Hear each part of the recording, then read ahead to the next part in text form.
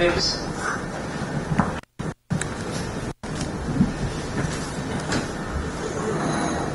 Item 2. I beg your lordship and permission to shift this matter. সেটাই বলছিলাম, আমরা নিজেরাও আলোচনা করেছি আজকে 1 নম্বরের শুধু আমাদের একটা প্রার্থনা থাকবে, রিপোর্টের কপিটা একজন কিন্তু দেখার সুযোগও হয়েছে, একটা কপি একটা ফটোকপি নিয়ে পরশু দিন খালি অথরাইজ কিনা জানি না, you will have a copy.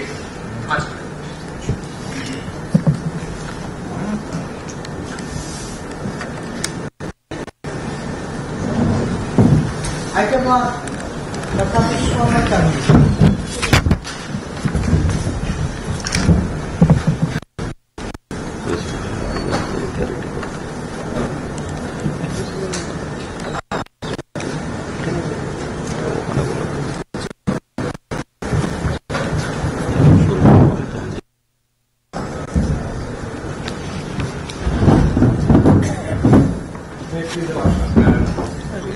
Very outstanding. I beg your lordship, very kind permission. Live broadcast ওইটা আমি বলছি মানে as per rule 9A একটু ক্যামেরা রাখবেন না, আপনার পর্যন্ত থাকবে মানে বাচক কাছে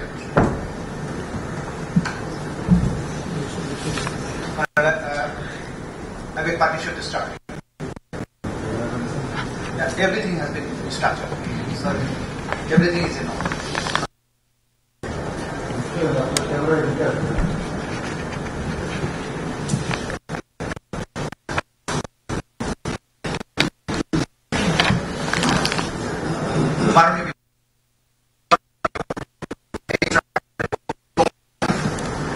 আমি শুধু একজন আইনজীবী নই, ইতিহাসের এক তরতাজা রক্তাক্ত অধ্যায়ের সশ্রদ্ধ ভাষ্যকার। 2024 সালের জুলাই আগস্টে ভারতীয় বিভৎসতা বাংলাদেশ এবং বিশ্ব বিবেককে স্তব্ধ করে দিয়েছিল। ক্ষমতা আঁকড়ে থাকার উদগ্র বাসনা, রাষ্ট্রীয় ক্ষমতার চূড়ান্ত অপব্যবহার করে ব্যাপক ভিত্তিক এবং পদ্ধতিগতভাবে মানে problem is that it is not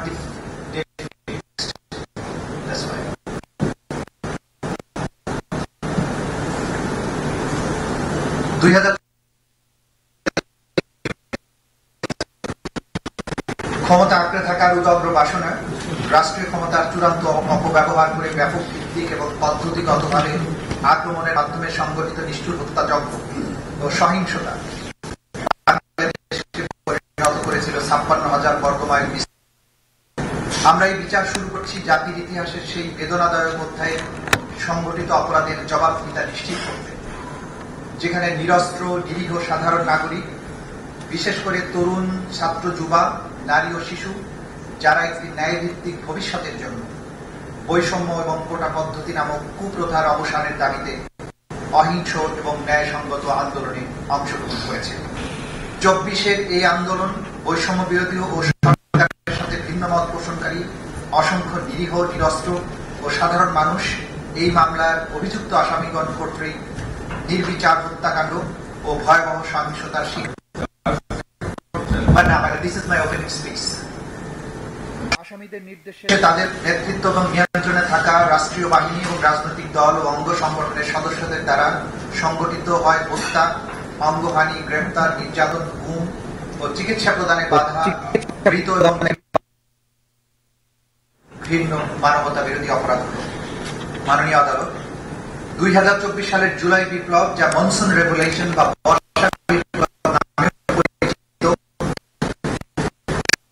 হয়েছিল 1.5 দশক ধরে চলমান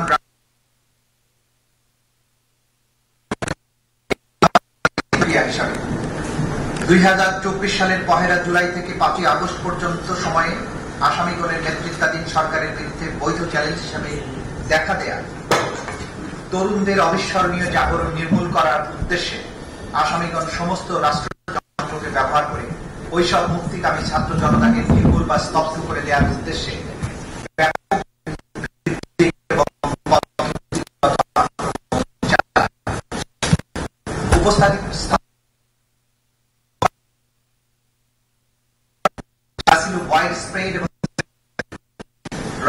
প্রশাসন যন্ত্র, পুলিশ, গোয়েন্দা সংস্থা, অন্যান্য বাহিনী সমূহ এবং সরকারি দলের রাজনৈতিক নেতৃত্ব ও তাদের অধীনস্থ সশস্ত্র রাজনৈতিক গোষ্ঠী সমূহ এই পরিকল্পিত হত্যাকাণ্ড এবং নির্যাতনে অংশগ্রহণ করে। মাননীয় আদালত এই বিচার শুধু বাংলাদেশের আভ্যন্তরীণ বিষয় নয়, বরং 2024 সালের জুলাই আগস্টে সংঘটিত মানবতা বিরোধী অপরাধ,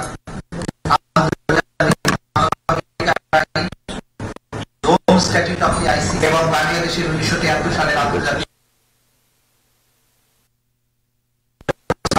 সেগুলো হচ্ছে প্রত্যক্ষদর্শী ও জীবিত ভিকটিমদের সাক্ষ্য, অপরাধ সংঘটনের সময় ধারণকৃত ভিডিও ফুটেজ, ড্রোন এবং সিসিটিভি ফুটেজ, আসামিগণের মধ্যে টেলিফোন সংলাপের অডিও ক্লিপস, ডিজিটাল এভিডেন্স সমূহের ফরেনজিক রিপোর্ট, আসামিগণের স্বীকারোক্তিমূলক জবানবন্দি, গণমাধ্যম ও সামাজিক মাধ্যমে প্রচারিত তথ্য, ছবি এবং ভিডিও, জাতীয় ইত্যাদি। মাননীয় আদালতে বিচার অতীতের প্রতিশোধ নয়, এটি ভবিষ্যতের জন্য একটি প্রতিজ্ঞা।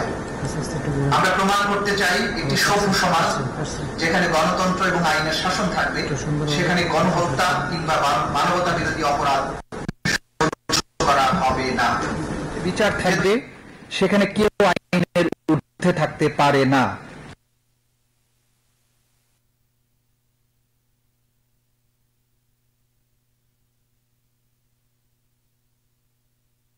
স্মরণ করছি জুলাই যারা আর কোনদিন তাদের পরিবারের কাছে ফিরে আসবেন না। স্মরণ করছি তাদেরকে যারা এই আন্দোলনের চোখ, হাত কিংবা শরীরের অন্য কোনো অঙ্গ হারিয়েছেন। স্মরণ করছি সেই সব অন্ধভয় মানুষদের যাদের অপরিসীম ত্যাগের কারণে এই রাষ্ট্র অন্ধকার সময় পেরিয়ে দেখছে। এই আদালত এমন একটি সময়ের সাক্ষ্য বহন করছে যা ইতিহাসের এক অনন্য দলিল হয়ে থাকবে। আমরা চাই এই বিচার হোক নিরপেক্ষ, প্রমাণ নির্ভর এবং ন্যায় ভিত্তিক। আমরা চাই এই বিচার শুধু বাংলাদেশের সামাজিক জীবনে সৃষ্ট গভীর ক্ষত মুছে না দিই, বরং এটি হোক এক আত্মাভিমানী জাতির ঐতিহাসিক পুনর্জাগরণ। This is the opening speech from the Chief Prosecutor. My Lord, we have submitted formal charge containing 105 pages, along with the other documents which contains 8,747 pages. এগুলোর মধ্যে ফর্মাল চার্জে আমরা মোট 5টি অভিযোগ এনেছি। সাক্ষীর সংখ্যা হচ্ছে 81 জন। তথ্যসূত্র মোট 5 খণ্ডে 2018 পৃষ্ঠা। জব্দ তালিকা এবং দালিলিক প্রমাণ মোট 8 খণ্ডে 4005 পৃষ্ঠা। শহীদদের তালিকা 10 খণ্ডে মোট 8747 পৃষ্ঠা। মোট 2724 পৃষ্ঠা। সর্বমোট ডকুমেন্টের পরিমাণ হচ্ছে 8747 পৃষ্ঠা। এখন আমি ফর্মাল চার্জ উপস্থাপনের জন্য, ফর্মাল চার্জ যেহেতু অনেক বড়, 2000 আপনি ফর্মাল চার্জে ইন্ডেক্স তৈরি করলে ভালো। এখানে আমরা যদি হেডিং দিয়েছি এবং সেটা হেডলাইন আছে সিকিউরিটি দিলে অসুবিধা নাই। সাবজেক্টের ইন্ডেক্স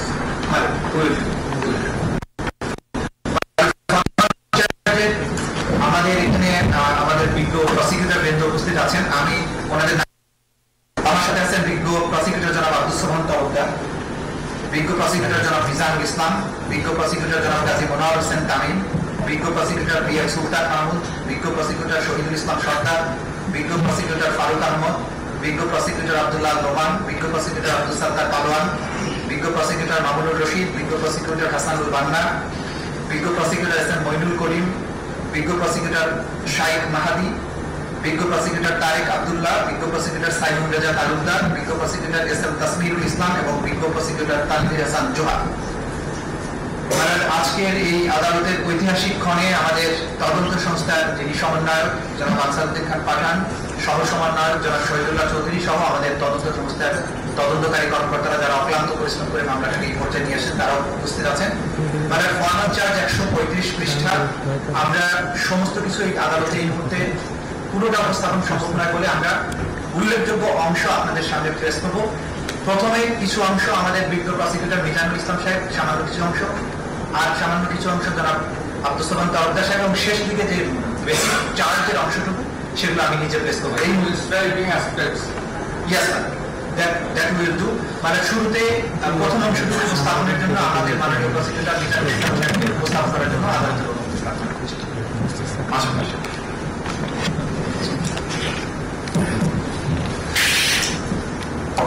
মাননীয় আদালত, লানের চিফ প্রসিকিউটর সাহেবের বক্তব্যের ধারাবাহিকতা যেটা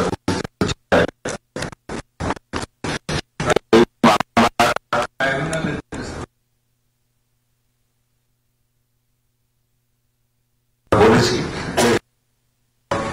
এই ট্রাইব্যুনালের যে মামলাটা আজকে ফরমাল চার্জ দাখিল করেছি, সেই ফরমাল চার্জটা অভিযোগ দাখিল হয়েছিল, অর্থাৎ কমপ্লেন দাখিল হয়েছিল গত 14/8/24 তারিখে, যেটা 127 হিসাবে নিবন্ধিত হয়েছিল। এটা প্রথম তদন্তকারী কর্মকর্তা ছিলেন জনাব জানে আলম খান। পরবর্তীতে তার পরিবর্তন করে আরেকজন তদন্তকারী কর্মকর্তা জনাব আলমগীর হোসেন PPM শেরবা নিযুক্ত হয়েছিলেন। এনাকে সার্বিক সহযোগিতা করেছিলেন বিশেষ তদন্তকারী কর্মকর্তা জনাব তানভীর হাসান জোহা।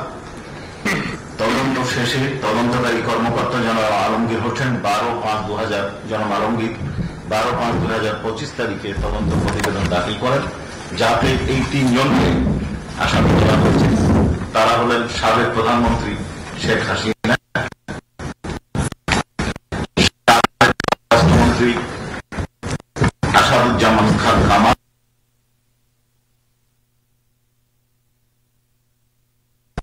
সংগৃহীত যে সমস্ত তথ্য উপাত্ত পত্র পত্রিকা মধ্যে ছিল, পত্র পত্রিকা, ভিডিও, অডিও কল, বিভিন্ন প্রতিবেদন সংগ্রহ করে তিনি যে রিপোর্ট দিয়েছেন তার ভিত্তিতে আমরা এই ফরমাল চার্জ তৈরি করেছি জনাব আলমগীর সাহেবের সহায়তায়।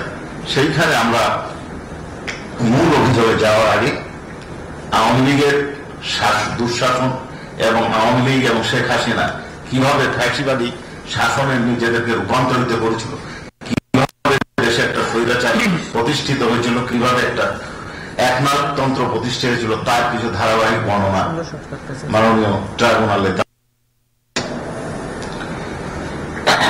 বাংলাদেশে ফ্যাসিবাদ এই আওয়ামী লীগ দুঃশাসনের ইতিহাস 24 বিপ্লবের পটভূমি যেভাবে সংগঠিত হয়েছিল তার মূল বর্ণনাটা আমরা দেখেছি, মূল অবস্থানটা দেখেছি। জুলাই বিপ্লব 1 জুলাই থেকে 5 আগস্ট পর্যন্ত সাবেক প্রধানমন্ত্রী শেখ হাসিনা ফ্যাসিবাদী এবং সর্বকাশী একনায়কতন্ত্রকে উৎখাত করা হয়েছিল।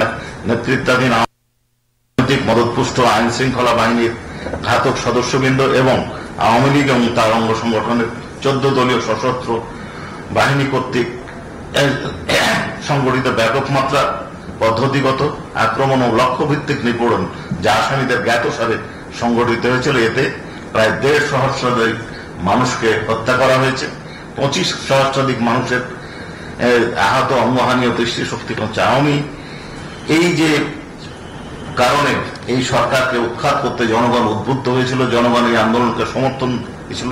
এই আলোচনার জন্য প্রথমে আমাদেরকে আওয়ামী লীগের প্রথম শাসন আমল এবং বাংলাদেশ স্বাধীন হওয়ার স্বাধীনতা যুদ্ধের প্রেক্ষাপটে কিছু আলোচনা দরকার। সদ্য স্বাধীন দেশ একটা সম্ভাবনার দেশ হিসাবে, গণতান্ত্রিক আশা আকাঙ্ক্ষা এবং সুখী সমৃদ্ধশালী দেশ হিসাবে প্রতিষ্ঠার আকাঙ্ক্ষায় জনতা এই দেশ স্বাধীন করলেও 1971 সালে স্বাধীন হলেও আওয়ামী লীগ সরকার তাদের জনগণকে প্রদত্ত প্রতিশ্রুতি লঙ্ঘন করে একনায়কতন্ত্র, স্বৈরাচার এবং নিপীড়ন ব্যবস্থা কায়েম করেছিল, যার প্রথম পদক্ষেপ ছিল রক্ষী বাহিনী গঠন। এই রক্ষী বাহিনী গঠনের মাধ্যমে দেশের মানুষকে করা হয়েছিল, গুম করা হয়েছিল, এবং শুধু তাই নয়, এই রক্ষী বাহিনীর কৃত অপরাধ যেন বিচারের আওতায় না আসে, এই জন্য ওই আইনে একটা ধারা সংযোজন করা হয়েছিল যাতে তাদের কৃত যে কোনো কর্মকাণ্ডের জন্য তাদেরকে দায় মুক্তি দেওয়া হয়। এরপরে আমরা দ্বিতীয় বিষয় যেটা দেখতে চাই সেটা মাননীয় ট্রাইব্যুনালের সামনে উপস্থাপন করতে চাই। প্রথম সংসদীয় নির্বাচন আমরা 2014 সালের ভোটারবিহীন নির্বাচন, 18 সালের নিশিরাতের নির্বাচন, যা ওনাকে লাইলাতুল ইলেকশনও বলেন, তারপরে আমি এবং দামির নির্বাচন, বহু আলোচনা শুনেছি, কিন্তু এটা সূত্রপাত ঘটেছিল 1973 সালের নির্বাচনে। ওই সময় বিরোধী কণ্ঠস্বর তেমন ছিল না বললেই চলে। একমাত্র জনেই সে নির্বাচিত হবেন এবং এই নির্বাচনকে ঠেকানোর জন্য, নির্বাচনকে জনগণের করার জন্য বরিশাল থেকে তার নেতা হেলিকপ্টার করে ব্যালট বাক্স ঢাকায় নিয়ে এসে তাকে পরাজিত দেখানো হয়েছিল। আমরা প্রত্যেকটা যে অভিযোগে এখানে আনয়ন করেছি, বর্ণনা দিয়েছি, তার তথ্যসূত্র আমরা বর্ণনা করেছি এবং ওই 5টা ভলিউমে আমরা দাখিল করেছি। এরপরে এই আওয়ামী লীগ শাসন আমলের আরেকটা দিক হচ্ছে 1974 সালের ভয়াবহ এই দুর্ভিক্ষে লক্ষ লক্ষ নিহত হয়েছিলেন। একটি হিসাবে দেখা যায় গড়ে প্রতিদিন 15,000-এর বেশি লোক মারা যেত। গণতান্ত্রিক প্রক্রিয়ার কবর রচনা ও বাকশাল গঠন,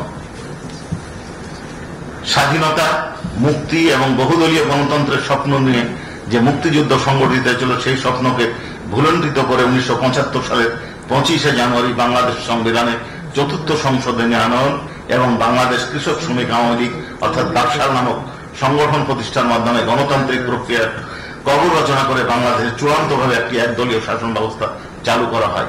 বাকশাল গঠনের পর অন্যান্য সকল রাজনৈতিক দলের কার্যক্রম নিষিদ্ধ করা হয়।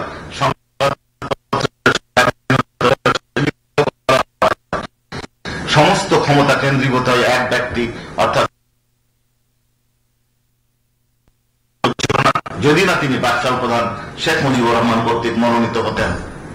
এই বাকশাল প্রতিষ্ঠার মাধ্যমে মুক্ত সংবাদপত্রের কণ্ঠরোধ করা হয়।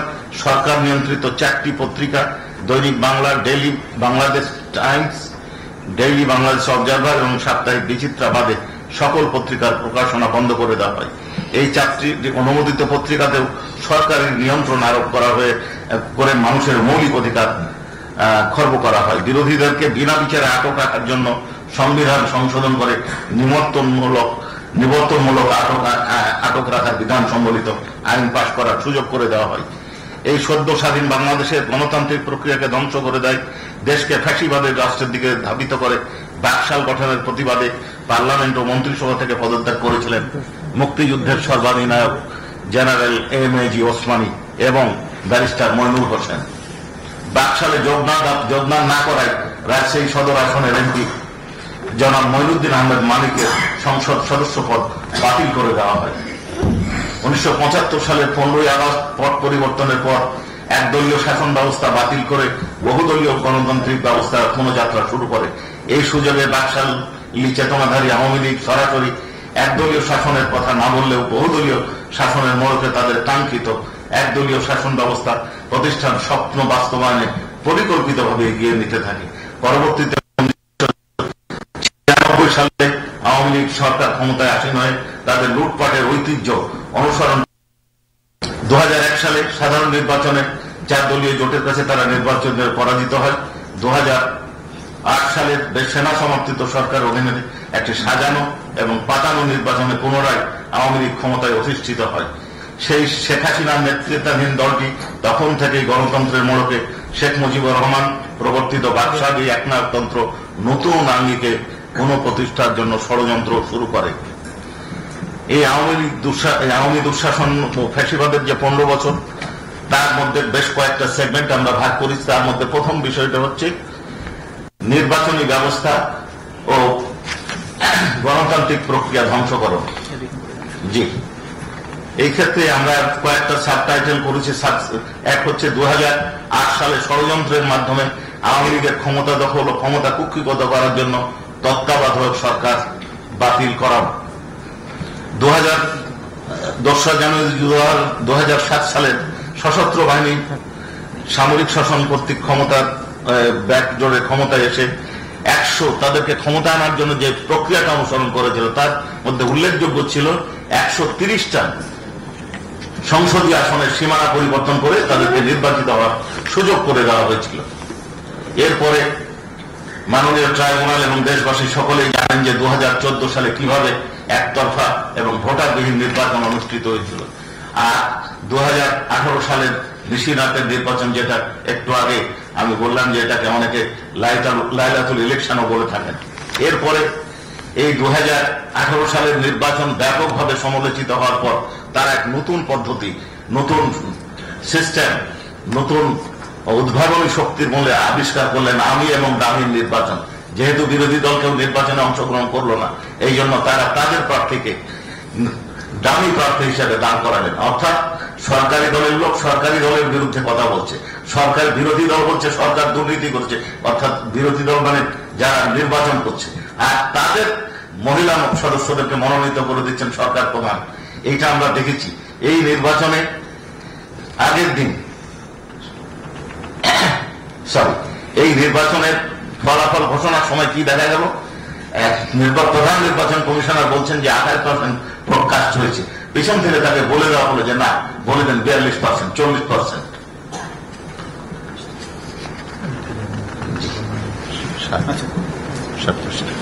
জি, এরপরে স্থানীয় নির্বাচন সম্পর্কে মাননীয় ট্রাইব্যুনাল এবং দেশবাসী জানেন কিভাবে এটাকে ভুলণ্ঠিত করা হয়েছিল, মানুষের রায়কে কিভাবে একজন নির্বাচিত হওয়ার পরে তাকে বাদ দিয়ে আরেকজনকে ভোট গণনা না করে ঘোষণা করে দেওয়া হয়েছিল নির্বাচিত চেয়ারম্যান এবং মেম্বার হিসাবে। রাষ্ট্রীয় কাঠামোতে রাজনৈতিক অপব্যবহার ও দুর্নীতির সর্বগ্রাসী চর্চা, এটা মাননীয় ট্রাইব্যুনাল সহ দেশবাসী জানেন। এমনকি এই লক্ষ লক্ষ কোটি টাকা বিদেশে পাচার করা হয়েছে। কারো বাড়ি বিদেশে আছে, সর্বাধিক বাড়ি বাংলাদেশের একজন ব্যক্তির। আবার বেগমপাড়া গঠন করা হয়েছে, উন্নয়ন প্রকল্পের নামে দুর্নীতি করা হয়েছে। খরচ হচ্ছে 1000 কোটি টাকা, দেখানো হচ্ছে 5000 কোটি টাকা। দলীয় আনুগত্য বিবেচনায় বিচারপতিদের নিয়োগ, এই বিষয়টা আমি আর পড়তে চাচ্ছি না। দলীয় বিচারপতিদের মাধ্যমে বিরোধী দলমত নির্বাচনে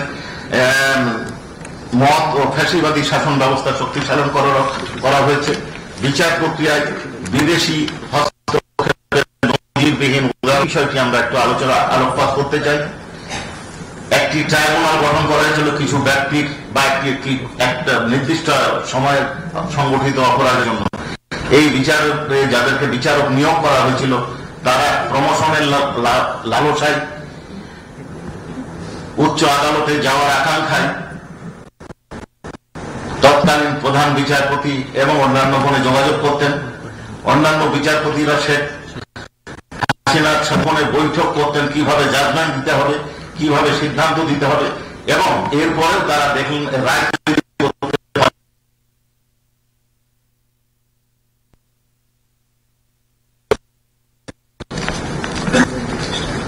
বিচার বিভাগের উপর নিয়ন্ত্রণ আরোপ এবং প্রধান বিচারপতি অপসারণের জন্য যে সিস্টেমটা আমাদের দেশে গড়ে উঠেছিল 75 সালের 15ই আগস্টের পর থেকে, সেটাকে পরিবর্তন করে সুপ্রিম জুডিশিয়াল কাউন্সিল বাতিল করে সংসদের হাতে, অর্থাৎ আওয়ামী লীগ নিয়ন্ত্রিত সংসদের হাতে গুম ও বিচার বহির্ভূত হত্যাকাণ্ড,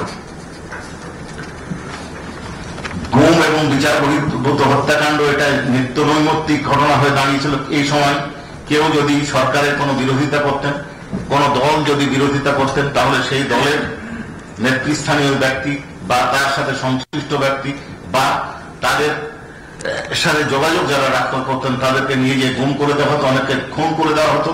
এবং এমন একটা ভয়ের সংস্কৃতি তৈরি করা হয়েছিল যাতে জনগণ যেন এদের অপকর্মের কোনো প্রতিবাদ না করে। পৃষ্ঠা 23।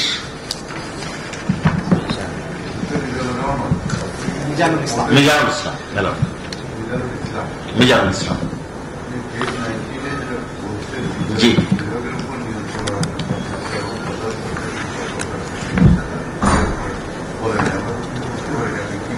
Yes, madam. Page 19. সাবেক প্রধান বিচারপতি জনাব সুরেন্দ্র কুমার সিনহা আওয়ামী লীগ সরকারের আস্থাভাজন হিসাবে প্রধান বিচারপতির পদে অধিষ্ঠিত হন এবং মানবতা বিরোধী অপরাধের বিচারের নামে আপিল বিভাগের প্রহসনমূলক বিচার ও ও সরকারের এজেন্ডা বাস্তবায়নে প্রদান পূর্বক জামাত ও বিএনপি নেতাদের মৃত্যুদণ্ড কার্যকর করে। এইখানে একটা উদাহরণ আমরা দিতে পারি, সেটা হচ্ছে আব্দুল কাদের মোল্লা সাহেবের জাজমেন্ট, রিভিউ জাজমেন্ট প্রকাশ করার আগেই শর্ট অর্ডারে তার মৃত্যুদণ্ড কার্যকর করা হয়েছিল। জি, কিন্তু শেখ হাসিনার সাথে বিচার বিভাগের নিয়ন্ত্রণ নিয়ে বিচারপতি এস কে সিনহা চেয়েছিলেন বিচার বিভাগের প্রধান হিসাবে বিচার বিভাগের একচ্ছত্র নিয়ন্ত্রণ তার হাতে থাকবে। বিরোধের প্রেক্ষিতে ফ্যাসিবাদী আওয়ামী লীগ সরকার তৎকালীন প্রধান বিচারপতি এস কে সিনহার উপর ক্ষুব্ধ হয়ে তাকে নজিরবিহীনভাবে গোয়েন্দা সংস্থা দিয়ে শারীরিক নির্যাতন ও ভয় ভীতি দেখিয়ে প্রথমে দেশত্যাগ ও পরে পদত্যাগ করতে বাধ্য করে। এইটার তথ্যসূত্র আমরা এখানে পরিষ্কারভাবে উল্লেখ করেছি। এবং জি, এরপরে সেগমেন্টটা পিলখানা ট্র্যাজেডি। ফ্যাসিবাদী শাসন প্রতিষ্ঠার ক্ষেত্রে ক্ষমতা গ্রহণের পরপরই আওয়ামী লীগ টার্গেট করে সেনাবাহিনীকে, পরের পৃষ্ঠা 10, 2009 সালে 25শে ফেব্রুয়ারি ঢাকার পিলখানায় অবস্থিত বিডিআর পরিবর্তিত নাম বিজেপি সদর দপ্তরে তথাকথিত বিদ্রোহ এর নামে সেনাবাহিনীর 57 জন দেশপ্রেমিক চৌকো সেনা অফিসার সহ 74 জনকে হত্যা করে। বিদ্রোহকালীন সময়ে অবরুদ্ধ কর্মকর্তাদের উদ্ধার করতে তৎকালীন আওয়ামী লীগ সরকার যথাযথ ব্যবস্থা গ্রহণ না করে হত্যাকাণ্ডকে ত্বরান্বিত করেছে।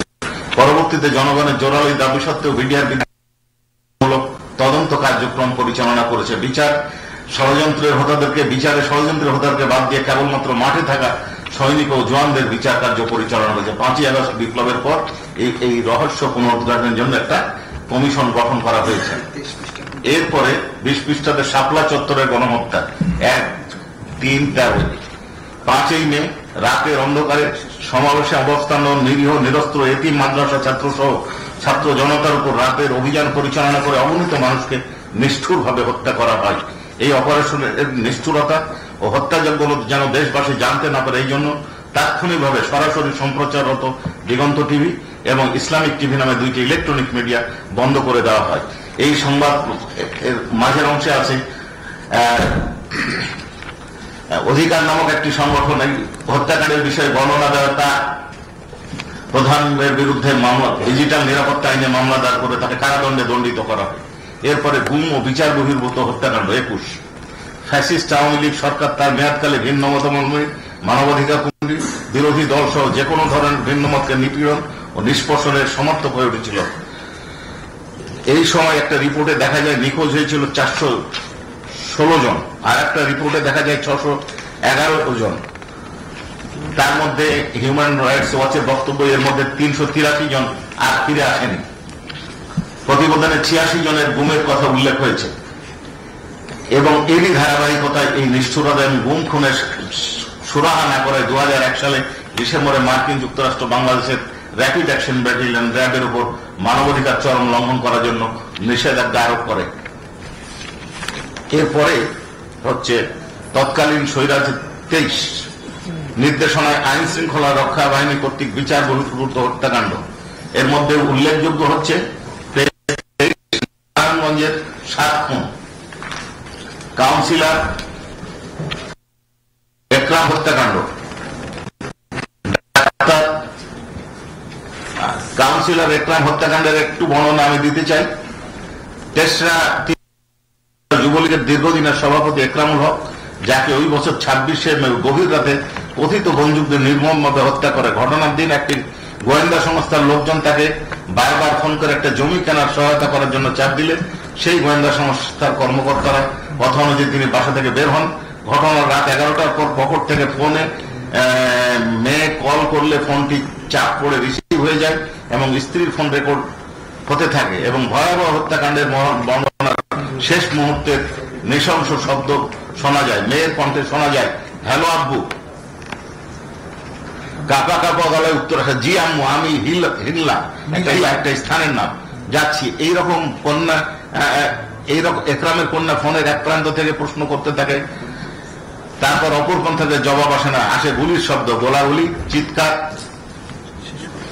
এরপরে ডাক্তার ফয়েজ হত্যাকাণ্ডের বর্ণনা আছে এবং যারা এই ধরনের গুমের শিকার হয়েছেন তাদের তালিকা আমরা দিয়েছি 25, 26, 27, 28। তারপরে আমরা 29-এ দিয়েছি পেজ আওয়ামী লীগের 15 বছরের দুঃশাসন আমলে দেশ থেকে বাধ্য হওয়া ব্যক্তিদের তালিকা।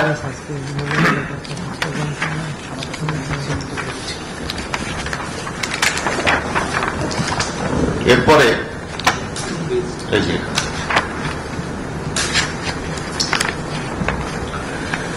এরপরে হচ্ছে ডিজিটাল নিরাপত্তা আইনের মাধ্যমে দমন পীড়ন, পেজ 38। এই ডিজিটাল নিরাপত্তা আইনের মাধ্যমে নিপীড়িত উল্লেখযোগ্য ব্যক্তি সমেত তালিকা আমরা উল্লেখ করেছি।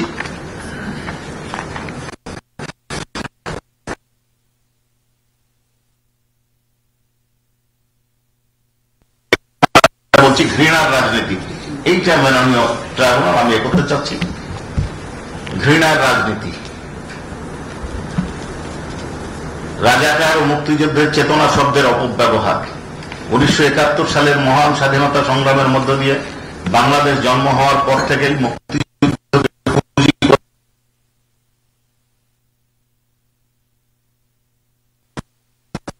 লিপ্ত হয়, প্রচেষ্টা চালিয়ে যায়। নিজেদেরকে মুক্তির শক্তি ও বিরোধী মতাদর্শের যে কোনো ব্যক্তি, বিশেষত ইসলামী মনোভাবাপন্ন ব্যক্তিদের স্বাধীনতার বিপক্ষের শক্তি, রাজাকার ইত্যাদি নামে প্রচার করার মাধ্যমে এক ধরনের অবমানের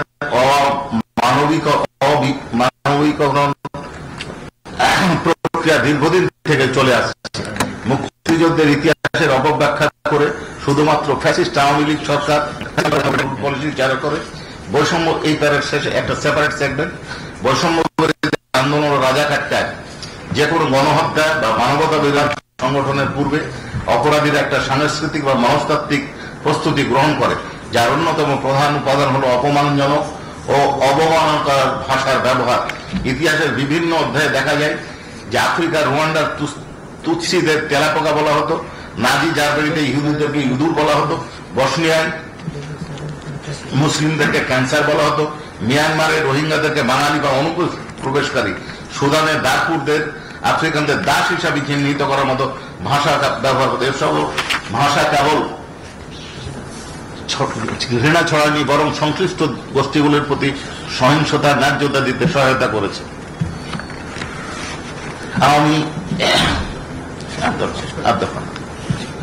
আওয়ামী সরকার মধ্যে গণমাধ্যম নিয়ন্ত্রণের বিষয়টা আছে, আমাদের 43 পৃষ্ঠা আছে গণমাধ্যমের উপর আঘাত।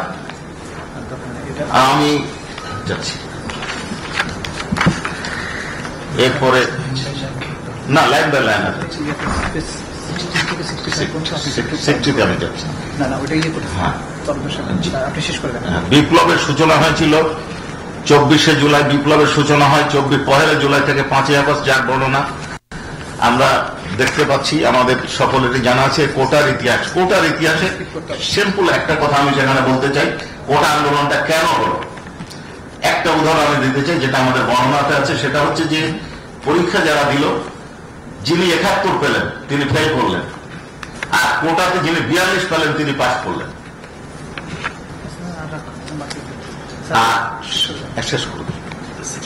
শেষ আমি যে দুটো বিষয় আনতে চাচ্ছি, শেষ এক হচ্ছে প্রাণঘাতী অস্ত্রের ব্যবহারের নির্দেশ। আমরা তৎকালীন প্রধানমন্ত্রী শেখ হাসিনা এবং ঢাকা দক্ষিণ city corporation mayor Fazle Noor Taposh এবং ঢাকা বিশ্ববিদ্যালয়ের ভাইস চ্যান্সেলর এবং শেখ হাসিনার মধ্যেকার 16 জুলাই এবং 18 জুলাই দুটো ফোন আলাপের অডিও দাখিল করছি, ইনভেস্টিগেশন রিপোর্ট সময় সংগ্রহ করেছে। তাতে দেখা যায় উনি বলছেন যে এদের ইংল্যান্ডে গুলি করে মারা হয়েছে, ছাত্রদেরকে এদেরকে মেরে ফেলতে হবে, কোনো সমস্যা নাই, আর কি লেথাল উইপেন ব্যবহার করতে হবে। আর একটা বিষয় কি বলছেন, সেটা হচ্ছে যে আমি বললাম ভাঙতে অমুক জিনিস, আগুন দিতে, ওরা যে সেতু ভবনে ভেঙে দিল, অর্থাৎ আগুন জ্বালার পরিকল্পনাটা তিনি তৈরি করেছিলেন।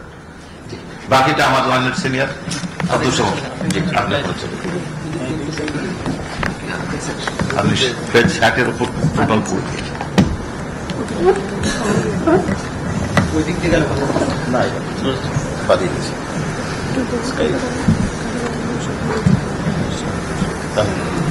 পেজ 60-এর প্রথম পার্টটা টোটাল পড়ে দিতে পারে। এই যে এটা জুলাই বিপ্লবের সমস্ত May 60 heading to জুলাই বিপ্লবের সমস্ত ওই মাইকটা একটু কানেকশন করে দেখতেছে সবাই কথা বলুন। 2024 সালের জুলাই আগস্টের ক্ষমতাসীন আওয়ামী লীগের সরকার কর্তৃক ছাত্র জনতার শান্তিপূর্ণ আন্দোলন দমন এবং রাজনৈতিক নিপীড়ন করে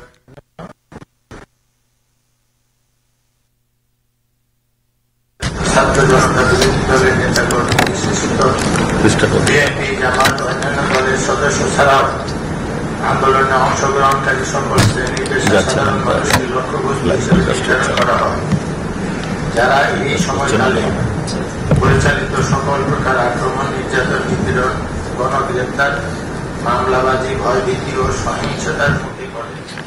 এই আন্দোলনের সমর্থনকারী হিসেবে ভিন্ন মতাবলম্বী চিকিৎসক, আইনজীবী, সাংবাদিক, মানবাধিকার কর্মী, শিক্ষার্থী, অনলাইন সমালোচক ও সাধারণ নাগরিকদের নির্যাতন, নিপীড়ন, গণগ্রেপ্তার ইত্যাদি দমনমূলক ব্যবস্থার মাধ্যমে হয়রানির শিকার হয়।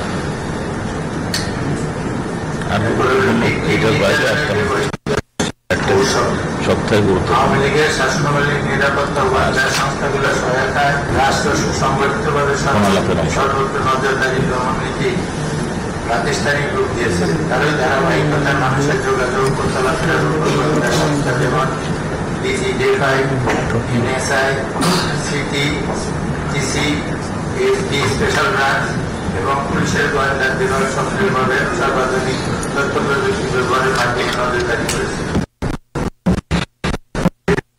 ও দমন ও নিপীড়নের সার্ভেইলেন্সের জন্য তারা একটি স্বতন্ত্র নজরদারি প্রতিষ্ঠা গড়ে তুলে, যার নাম দেওয়া হয় national telecommunication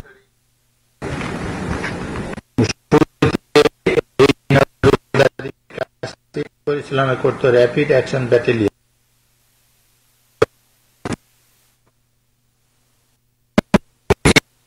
national monitoring centre বাহ্যিক আবরণে এই প্রতিষ্ঠানটির কাজ অপরাধী শনাক্তকরণের বৈধ নজরদারি লক্ষ্য পরিচালিত বলে বলা হলেও আড়ালে এই প্রতিষ্ঠানের মাধ্যমে নেতাকর্মী এবং ভিন্ন মত পোষণকারী কিংবা সরকারের অবৈধ কর্মকাণ্ডের জন্য হুমকি হয়ে ব্যক্তিবর্গকে নজরদারি, অপহরণ ও গুম করার কাজে ব্যবহৃত হয়ে থাকে।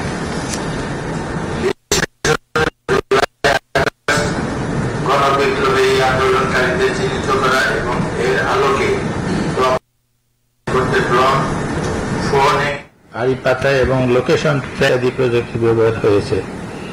এর পাশাপাশি আন্দোলনরত শিক্ষার্থীদের চিহ্নিত করতে আওয়ামী লীগ এবং অঙ্গ সংগঠনসমূহ যেমন ছাত্রলীগ, যুবলীগ তাদের মাঠ পর্যায়ের সশস্ত্র ক্যাডার বাহিনীকে ব্যবহার করেছে।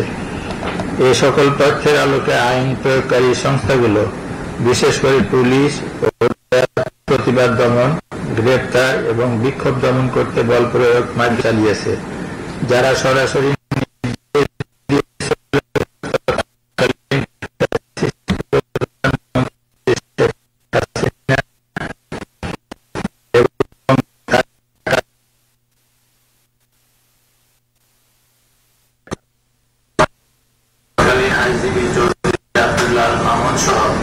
অন্যান্য রাজনৈতিক নেতৃত্ব, প্রশাসনিক কর্মকর্তা ও তাদের অধীনস্থ এবং আইন শৃঙ্খলা বাহিনী।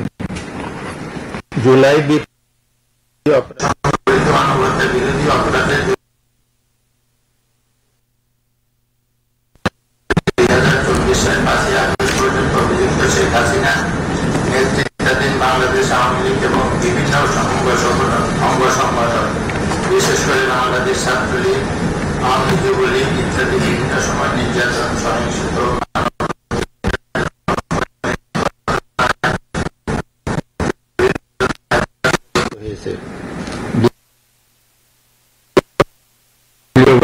সিদ্ধান্ত গ্রহণের মাধ্যমে নৃশংসভাবে আন্দোলনকারীদের দমন করার জন্য অবৈধ অস্ত্রশস্ত্র সহকারে সন্ত্রাসী কর্মকাণ্ড পরিচালনা করে। নিচে এই সময়কালের কিছু উল্লেখযোগ্য ঘটনা তুলে ধরা হল। বাংলাদেশ আওয়ামী লীগ বাংলাদেশ আওয়ামী লীগ দেশের প্রাচীনতম রাজনৈতিক দলগুলোর অন্যতম।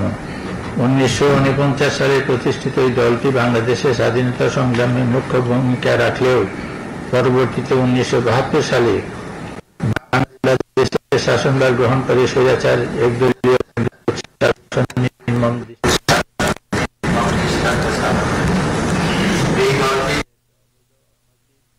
পদ্ধতিতে 2024 সালে আগস্ট পর্যন্ত ক্ষমতায় থাকাকালে জনগণের উপর ব্যাপক মাত্রায় দমন নিপীড়নের জন্য অভিযুক্ত হয়।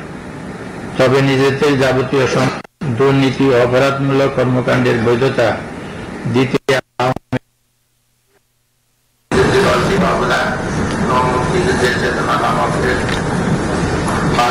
ধারণা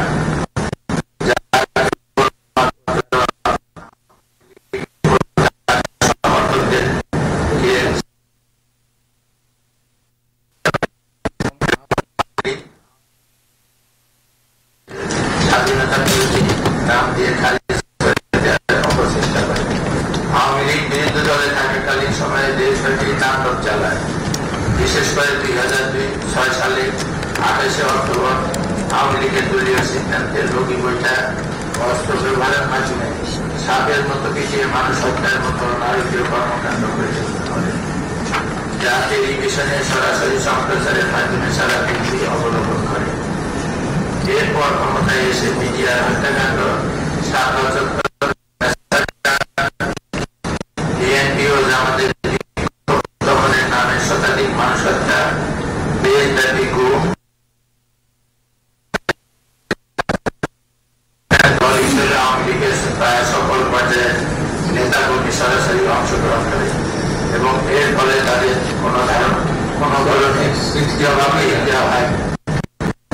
64 আইন শৃঙ্খলা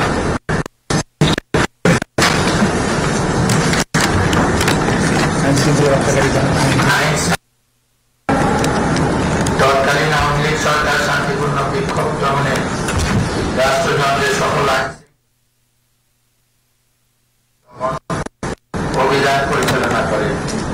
police, rapid action centre, police battalion, Ansar battalion, Bangladesh DGP এবং সীমিত কিছু সংখ্যক সশস্ত্র বাহিনীর সদস্যের পাশাপাশি directorate general of forces of intelligence, DGFI, NSI, special branch, SB, সোয়াট, counter terrorism and transitional crime, CT, TC, DB মতো গোয়েন্দা সংস্থাগুলিকে ব্যবহার করে দেশব্যাপী ছাত্র ও নাগরিকদের উপর সহিংসতা চালানো হয়।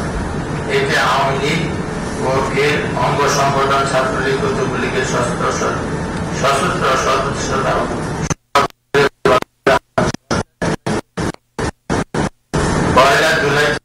জুলাই থেকে 15 আগস্ট সশস্ত্র ক্যাডার বাহিনীদের হাতে আহ্বানী 14,400 মানুষ নিহত হয়, যাদের মধ্যে 12-13% শিশু। নিরাপত্তা বাহিনী সামরিক রাইফেল, শটগান, গাঁদাগুলি, রাবার বুলেট, কাঁদানি গ্যাস সহ প্রাণঘাতী ও কম প্রাণঘাতী অস্ত্র নির্বিচারে ব্যবহার করে। কোথাও কোথাও হেলিকপ্টার থেকে গুলি চালানো হয় এবং নিজস্ব বিক্ষোভকারীদের কাছ থেকে গুলি করে তথ্য পাওয়া গেছে। পথচারী ও সাংগঠনিক সংগঠনকে বিনা প্ররোচনায় গ্রেফতার করা হয়, যার মধ্যে শিশু, নারী,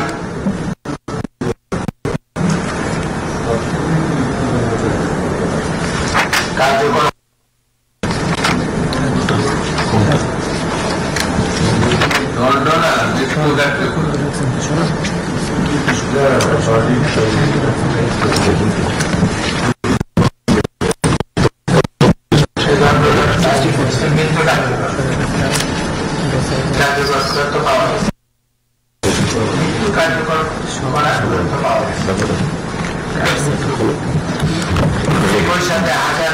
বিক্ষোভকারী ও সংগঠককে গ্রেফতার করা হয়, যার মধ্যে শিশু, নারী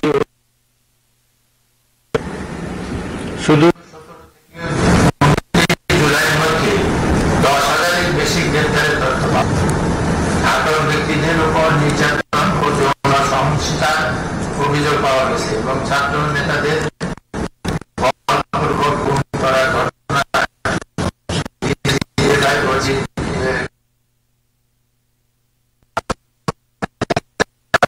বাধা দিতে হাসপাতাল থেকে জোরপূর্বক গ্রেপ্তার, চিকিৎসকদের হুমকি এবং শিশুদের যত্নের মাধ্যমে চিকিৎসার কার্যক্রম প্রতিহত করা। নারী আন্দোলন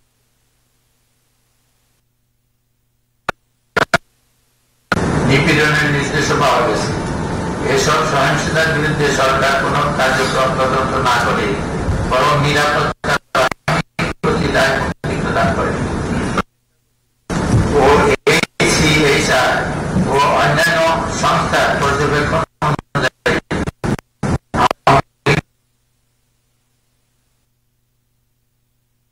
শৃঙ্খলা রক্ষাকারী বাহিনী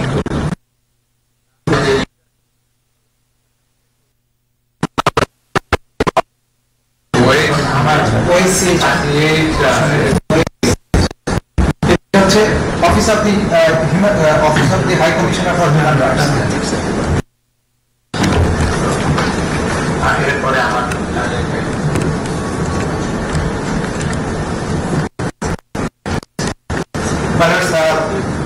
আমি এখন সুনির্দিষ্ট অভিযোগের মধ্যে যাব। বিফোর দ্যাট পেজ 60 যেটা এই সেটার প্রতি একটু দৃষ্টি আকর্ষণ করার পরে আমি সুনির্দিষ্ট চাকরি এবং পারিবারিক উত্তরাধিকার এই যে বাংলাদেশ সংগঠনের যে মনস্তাত্ত্বিক কারণগুলো ছিল সেটা এখানে বিশ্লেষণ করা হয়েছে। যেহেতু আওয়ামী সরকারের শুধুমাত্র শেখ মুজিবুর রহমানই বাংলাদেশের স্বাধীনতার একক কারিগর এবং তাকে বাংলাদেশের রাজনৈতিক ক্ষমতা এক ধরনের পারিবারিক উত্তরাধিকার হিসেবে চিত্রিত করে শেখ মুজিবের কন্যা হিসেবে শেখ হাসিনাকে জাতির অভিভাবক রূপে উপস্থাপন করা হয়।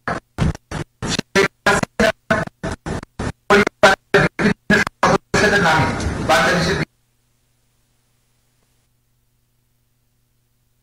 জাতীয় দিবস হিসেবে যে কোনো মাধ্যমে সেই পরিবারের জন্য অবমাননার বিবেচিত হতে পারে এমন বক্তব্য বা লেখা নিষিদ্ধ করেন এবং শাস্তি প্রদান ইত্যাদি মাধ্যমে বাংলাদেশের গণতান্ত্রিক শাসন ব্যবস্থার চরম অবমাননা করে এক ধরনের ব্যক্তি তথা পরিবার কেন্দ্রিক স্বৈর শাসন প্রতিষ্ঠার চেষ্টা করা হয়। এমনকি সংবিধান সংশোধন করে শেখ মুজিবুর রহমানের এবং প্রধানমন্ত্রী হিসেবে তার নিজের ছবি সরকারি সহ সকল প্রতিষ্ঠানে প্রদর্শনপূর্বক ঝুলিয়ে রাখতে সারা দেশে হাজার হাজার কোটি টাকা রাষ্ট্রীয় কোষাগার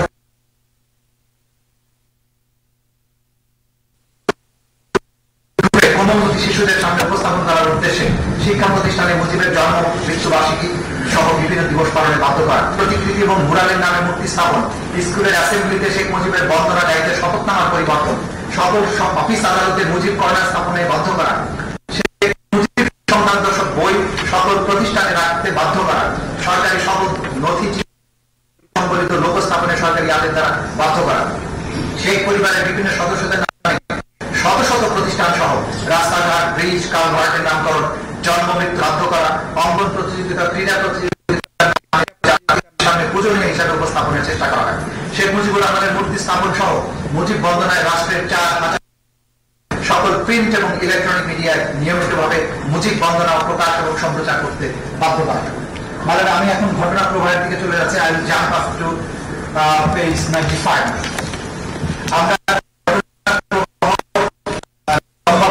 দিয়েছি, আমি এখানে ঘটনা প্রবাহ 9 থেকে সামনের দিকে 5 প্যারাগ্রাফ নাম্বার 3.9 3রা আগস্ট 2024 সারা দেশে বিক্ষোভ মিছিল এবং ছাত্র আন্দোলনের 9 দফা দাবির পক্ষে এবং সাধারণ মানুষের উপর পুলিশ এবং ছাত্রলীগের নৃশংস হামলা এবং হত্যার প্রতিবাদে প্রায় প্রতিটি জেলার শহরে বিক্ষোভের রাজপথ উত্তাল হয়ে ওঠে।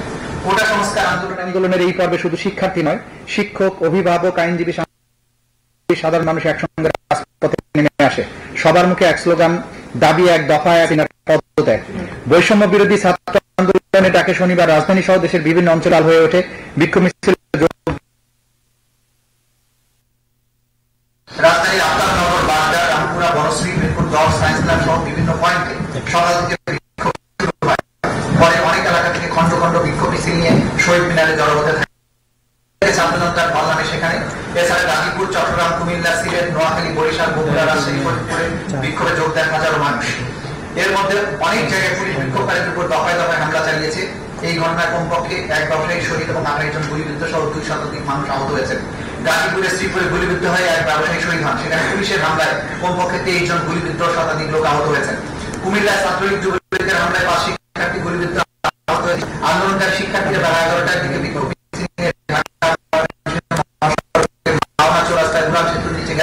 তাদের সম্মিলিত বাংলাদেশ দুপুর 12টার দিকে বিপুল সংখ্যক পুলিশ এসে শিক্ষার্থীদের উপর গুলি বর্ষণ করে। এ সময় 9 আন্দোলনকারী গুলিবিদ্ধ হন, তাদের মধ্যে 6 জন গুরুতর আহত ছিলেন। মাওনা শ্রীপুর সড়কের পাশে মাওনা হাইওয়ে সড়কে আন্দোলনকারীরা বিক্ষোভ প্রদর্শনকালে শ্রীপুর থানা, জেলা পরিষদের বিপুল সংখ্যক সদস্য পুলিশ এসে এলোপাতাড়ি গুলি ছুড়ে আন্দোলনকারীদের ছত্রভঙ্গ করে। এ সময় পুলিশের গুলিতে জাহাঙ্গীর মুন্সি নামে এক লেপতোষক ব্যবসায়ী ঘটনাস্থলে শহীদ হন এবং 14 জন আন্দোলনকারী গুলিবিদ্ধ হন। ফরিদপুর সংঘর্ষে আহত হয় 15 জন। আমি প্রত্যেকটা ডিস্ট্রিক্টে এটা যে ওয়াইড স্প্রেড এন্ড সিস্টেম্যাটিক ছিল, গোটা বাংলাদেশ জুড়ে ছিল, সেগুলো সংক্ষিপ্ত বর্ণনা আমরা এখানে এনেছি। আমি নামগুলো করে যাচ্ছি কোন কোন জায়গায় কতজন মানুষ শহীদ হয়েছিলেন। ফরিদপুরে 15 জন, শরিয়াতপুরে এখানে হামলা হয়, নওগাঁতে হয়, ময়মনসিংহ হয়, হবিগঞ্জে হয়, কক্সেস বাজারে হয়, মাওলানা ভাসানী বিজ্ঞান প্রযুক্তি বিশ্ববিদ্যালয়ের শিক্ষার্থীরা অংশ নেয়, কুমিল্লাতে হয়, সিলেটের কোম্পানিগঞ্জ, বগুড়ায় বিক্ষোভকারীদের পুলিশ ছত্রভঙ্গ করতে কাঁদানো গ্যাসের শেল, সাউন্ড গ্রেনেড ও রাবার বুলেট ছড়িয়ে 6 জন গুলিবিদ্ধ হয় গতকাল বিকেল 4টার দিকে। ওই দিন তার আগের দিন শহরের সাতমাথা থেকে মিছিল নিয়ে শহর প্রদক্ষিণের সময় ঘটনা ঘটে।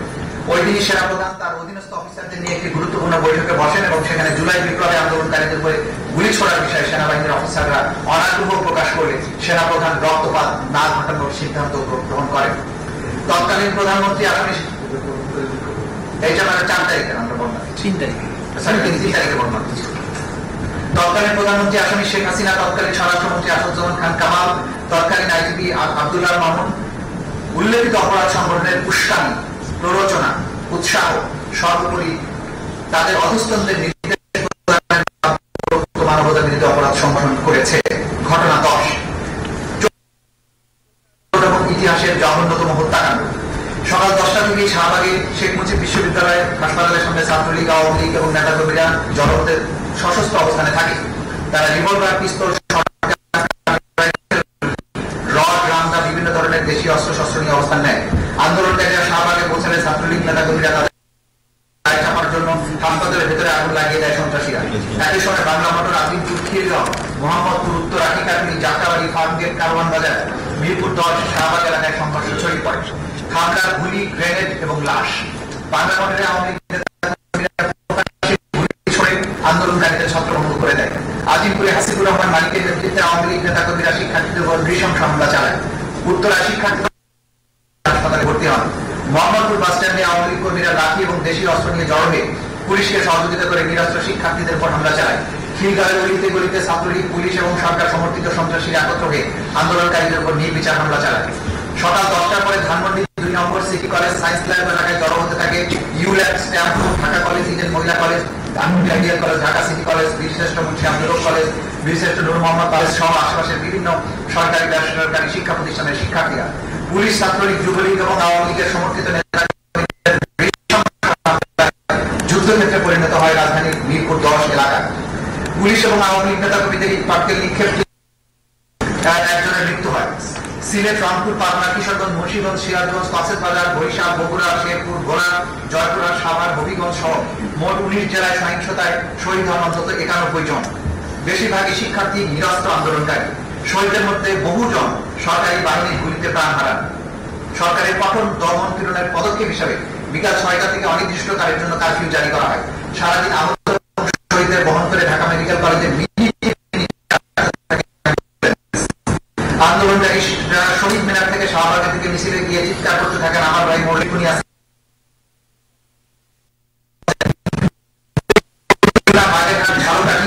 বরিশাল শহরের অধিকাংশ আইন শৃঙ্খলা বাহিনীর ছত্রছায়ায় আওয়ামী ক্যাডাররা সশস্ত্র আক্রমণ চালালে মারাত্মক জখমের শিকার হয়। তৎকালীন প্রধানমন্ত্রী আসামি শেখ হাসিনা, তৎকালীন স্বরাষ্ট্রমন্ত্রী আসাদুজ্জামান খান কামাল, তৎকালীন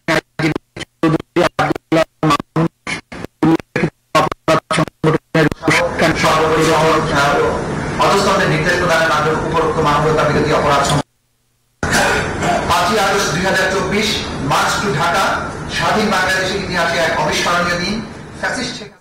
দানবীয় শাসন ব্যবস্থা ও দাম্ভিকতার পতন। 2024 সালের 5ই আগস্ট বাংলাদেশের ইতিহাসে এক বিভীষিকাময় দিন হিসেবে চিহ্নিত হয়ে আছে। ফ্যাসিবাদী শেখ হাসিনার পতনের দিনে যখন লাখো জনতা মার্চ টু ঢাকা আন্দোলনের মাধ্যমে রাস্তায় নেমে আসে, তখন সরকারের দমন পীড়নের নিষ্ঠুরতা চূড়ান্ত সীমায় পৌঁছায়। সকাল থেকে সেনাবাহিনী জানত শেখ হাসিনা শাসনের অবসান। পুলিশ বাহিনীর কিছু সদস্য বাস্তবতা অস্বীকার করে চেষ্টা করে। শহরের বিভিন্ন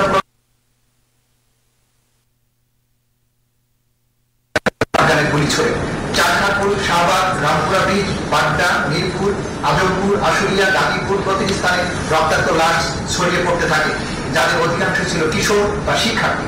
রাজধানীর চারখানপুরে গুলিতে 6 জন ছাত্র জনতা শহীদ হন। আশুলিয়াতে পুলিশের ভয়াবহতা চরমে পৌঁছে। এখানে বহু সংখ্যক নিরীহ নিরস্ত্র মানুষকে হত্যা করা হয়। এর মধ্যে 6 জনকে, যাদের ছিল, পরবর্তীতে লাশ পুড়িয়ে দিয়ে বৈশাচিকতার চরম দৃষ্টান্ত স্থাপন করে। রিক্সা চালকে খুব কাছ থেকে গুলি করে হত্যা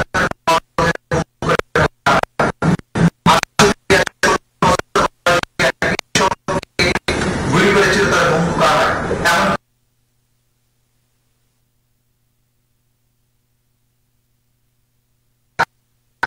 শহর জুড়ে বুলেটের বৃষ্টি চলছিল। মর্মান্তিক ভাবে কিছু এলাকায় পুলিশ গুলিবিদ্ধ মরদেহ পুলিশ ভ্যানে উঠিয়ে আগুন লাগিয়ে পুড়িয়ে ফেলে। এমন বিভৎস পরিস্থিতি তৈরি করে যাতে জনগণ ভেবে নেয়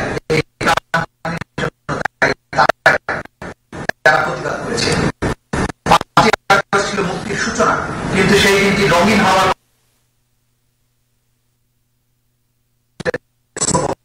এই দিন শেষ স্বৈরাচারী শেখ হাসিনার নির্দেশে তার অনুগত পুলিশ বাহিনীর কিছু সদস্য, আওয়ামী লীগ, ছাত্রলীগ, আওয়ামী লীগের অঙ্গ সংগঠন সমূহের সশস্ত্র সন্ত্রাসীরা বিভিন্ন শহর এবং অঞ্চলে নিরীহ নিরস্ত্র জনতার উপরে নির্বিচারে হামলা চালালে শত শত মানুষ নিহত হয়, হাজার হাজার মানুষ গুরুতর হয়। তৎকালীন প্রধানমন্ত্রী আসামের শেখ হাসিনা, তৎকালীন স্বরাষ্ট্রমন্ত্রী আসাদুজ্জামান, তৎকালীন আইজিপি চৌধুরী আব্দুল্লাহ মামুন উল্লেখিত অপরাধ সংগঠনের উস্কানি, প্ররোচনা উৎসাহ, সর্বোপরি সহায়তা, অন্তঃস্থদের নির্দেশ প্রদানের মাধ্যমে উপরোক্ত মানবতা বিরোধী অপরাধ সংগঠন করেছে। চিকিৎসা প্রদানে বাধা।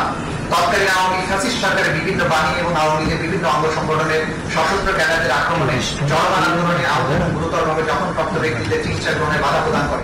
প্রত্যক্ষদর্শীদের বিবরণ এবং ভিডিও থেকে প্রমাণ জানা যায়, পুলিশের ডিটেকটিভ ব্রাঞ্চ, ডিজিএফআই, এনএসআই এবং আওয়ামী লীগের সমর্থকেরা এই চিকিৎসা সহায়তায় বাধা প্রদান করে। চিকিৎসা সহায়তা বাধাগ্রস্ত করার তথ্য সংগ্রহ করা, যে রোগীদের জরুরি চিকিৎসার প্রয়োজন তাদের চিকিৎসা না দিয়ে গ্রেপ্তার করা এবং চিকিৎসা প্রদানকারী কর্মীদের ভয় দেখানো হয়। তার অংশ হিসাবে চিকিৎসা প্রদানকারীকে দুর্গম অঞ্চলে বদলি করা হয়। ডিজিএফআই, এনএসআই সহ গোয়েন্দা ও নিরাপত্তা সংস্থাগুলো হাসপাতালগুলোতে অভিযান চালিয়ে মেডিকেল রেকর্ড জব্দ করে এবং চিকিৎসা প্রদানকারী কর্মীদের চিকিৎসা প্রদানে অস্বীকার করতে ইচ্ছাকৃত চিকিৎসা সেবা ব্যবস্থা ব্যাহত করার ফলে আহত জখম গুরুতর আকার ধারণ করে এবং অনেকে মৃত্যুর ঘটনা ঘটে। ভুক্তভোগী এবং প্রত্যক্ষদর্শীদের বিবরণ ইঙ্গিত করে যে পুলিশ প্রায়ই চিকিৎসা সহায়তা দিতে ইচ্ছাকৃতভাবে বাধা দিয়েছে, যেমনটা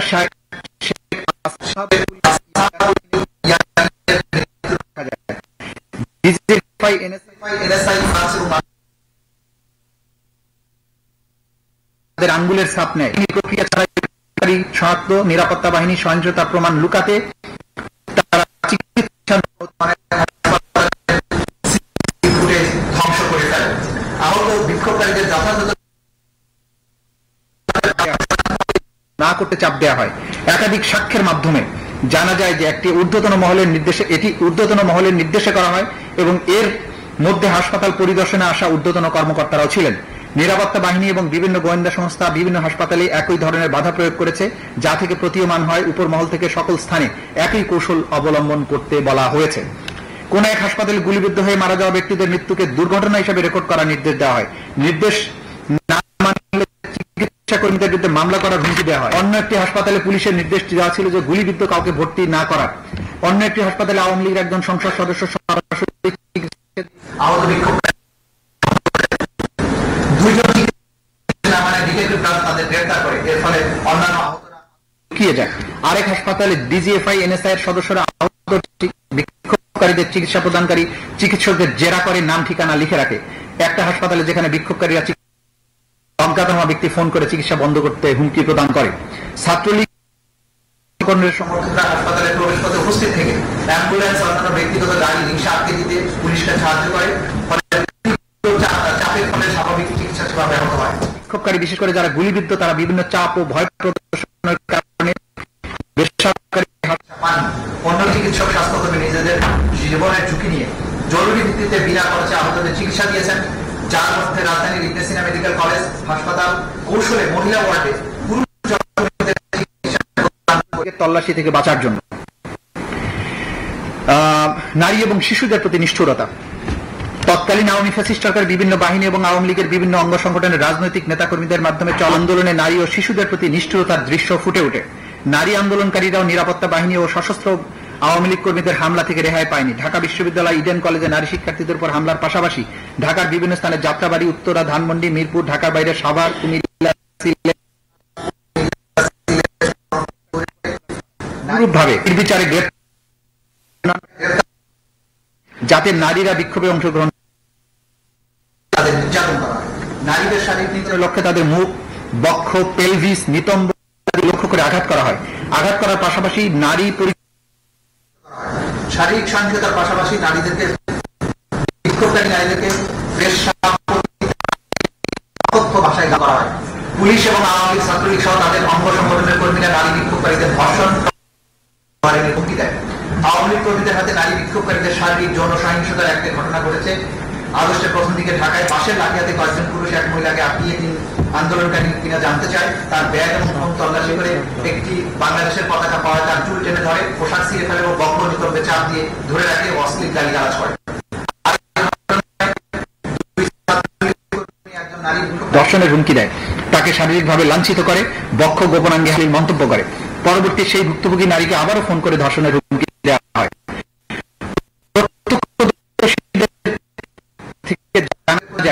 নারী বিক্ষোভকারীকে আক্রমণ করেছিল, যাদের মধ্যে দুজন শিক্ষার্থী ছিল, তাদের প্রথমে পর পুলিশে হস্তান্তর করা হয়। এই আন্দোলনে বিপুল সংখ্যক শিশু কিশোর সক্রিয়ভাবে অংশগ্রহণ করে, যাদের উচ্চ বিদ্যালয়, কলেজ, ধর্মীয় মাদ্রাসার শিক্ষার্থী, অল্প বয়সী শ্রমিকও ছিল। আবার কেউ রাস্তায় বিক্ষোভ। অপরদিকে রাজনৈতিকভাবে অসচ্ছল পরিবার থেকে আসা সদস্যদেরও দেখা গেছে, যাদেরকে আওয়ামী লীগ ব্যবহার করেছে। আওয়ামী লীগ এই শিশুদের সহায়তা অর্থায়ন করেছে। ঢাকার আজিমপুর, যাত্রাবাড়ি, মিরপুর, বাড্ডা, ধানমন্ডি, ফার্মগেট, যাত্রাবাড়ি, মিরপুর, মোহাম্মদপুর, রামপুর আহত হওয়ার ঘটনা ঘটেছে। রাইফেল এবং সরকারের প্রাণঘাতী গুলি ব্যবহার করে শিশু বিক্ষোভকারীদের হত্যা করেছে। মোহাম্মদপুরে নির্বিচারে গুলি চালায়। এতে 17 বছরের বয়সী এক নিরস্ত্র শিক্ষার্থী মাথায় গুলিবিদ্ধ হয়ে 19 জুলাই শহীদ হয়। 18 জুলাই ধানমন্ডিতে শিশু পুলিশের গুলিবর্ষণে প্রায় 200 শরীরে বিদ্ধ হয়ে আভ্যন্তরীণ রক্তক্ষরণে মারা যায়। আর অনেক শিশু আজীবনের জন্য পঙ্গুত্ব বরণ করেছে। অনেক শিশু গুরুতর আহত হয়েছে। আওয়ামী লীগের সমর্থকদের গুলিতে 16 বছর বয়সী এক কিশোরের পায়ে গুলি লাগায় শেষ পর্যন্ত তার পা কেটে ফেলতে হয়। পুলিশের নির্বিচার গুলিতে ধাতব প্লেটের আঘাতে 17 বছরের কিশোরের উভয় চোখ অন্ধ হয়ে যায়। সবগুলো ঘটনা OSCHR এর প্রতিবেদন থেকে পাওয়া গেছে। শহীদদের মধ্যে খুবই অল্প বয়সী শিশু মায়ের সঙ্গে বিক্ষোভ মিছিলে গিয়েছিল বা ঘটনাস্থলের আশেপাশে দাঁড়িয়েছিল। নারায়ণগঞ্জে 6 বছর বয়সী একটি মেয়ে বাড়ির ছাদের উপর দাঁড়িয়ে বিক্ষোভ দেখার সময় মাথায় গুলিবিদ্ধ বিভিন্ন থানা, ডিটেকটিভ ব্রাঞ্চের কার্যালয় কিংবা কারাগারে প্রাপ্তবয়স্কদের সঙ্গে একই কক্ষে আটকে রাখা হতো। সেখানে তাদের নির্যাতন এবং অপদস্থ করা হতো। স্বীকারোক্তি আদায়ের লক্ষ্যে তাদের জবরদস্তিও করা হতো। তাছাড়া বেশ কয়েকজন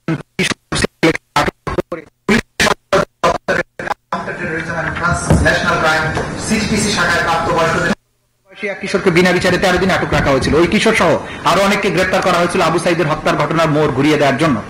17 বছর বয়সী এক কিশোরকে পুলিশ কর্মকর্তা হত্যার দায় স্বীকার করানোর জন্য যাত্রাবাড়ি থানায় 2 দিন পুলিশ হেফাজতে নির্যাতন করেছিল।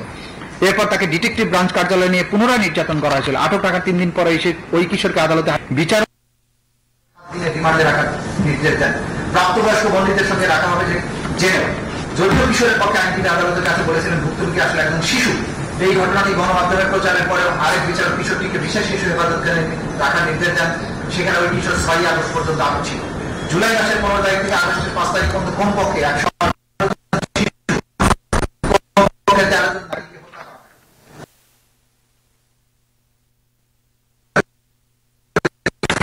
তার বিরুদ্ধে কি কি মামলা আছে সেগুলো আমরা বলেছি। আসাদুজ্জামান খান কামালের পরিচয় দিয়েছি, মামুনের পরিচয় দিয়েছি। এবার আমি চলে আসছি পেজ 108। আসামিদের বিরুদ্ধে মানব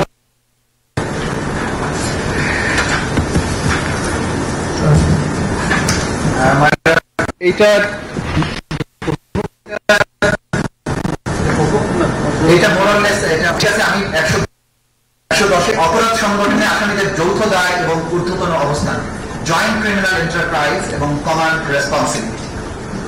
বাংলাদেশের তৎকালীন প্রধানমন্ত্রী তথা নির্বাহী বিভাগের প্রধান, বাংলাদেশ আওয়ামী লীগের সভাপতি এবং 14 দলের জোট প্রধান হিসেবে আসামি শেখ হাসিনা ছিলেন সকল ক্ষমতা এবং কর্তৃত্বের সর্বোচ্চ কেন্দ্রবিন্দু। একজন শাসক হিসেবে সকল গুরুত্বপূর্ণ সব সিদ্ধান্ত তিনি এককভাবে গ্রহণ করতেন। তার সকল রাজনৈতিক এবং প্রশাসনিক সিদ্ধান্ত বাস্তবায়ন এবং সমর্থনের মাধ্যমে অধীনস্থরা তাকে সন্তুষ্ট করে তার কৃপা দৃষ্টি লাভ করার জন্য সর্বদা সচেষ্ট থাকত। জুলাই বিপ্লবে সংগঠিত সকল মানবতা বিরোধী অপরাধের প্রধান এবং একমাত্র কারণ ছিল যে কোনো মূল্যে শেখ হাসিনাকে ক্ষমতায় টিকিয়ে রাখা। সেদিক থেকে বিবেচনা করলে জুলাই সংগঠিত অপরাধের নিউক্লিয়াস ছিলেন শেখ। অন্যান্য অপরাধীরা বিশ্বাস করত যে শেখ হাসিনা ক্ষমতায় টিকে থাকলে তারাও টিকে থাকবে এবং সকল অপরাধ করা সত্ত্বেও তারা নিরাপদে থাকবে, আনুগত্যের জন্য পুরস্কৃত হবে। শেখ হাসিনা ছিলেন সকল অপরাধী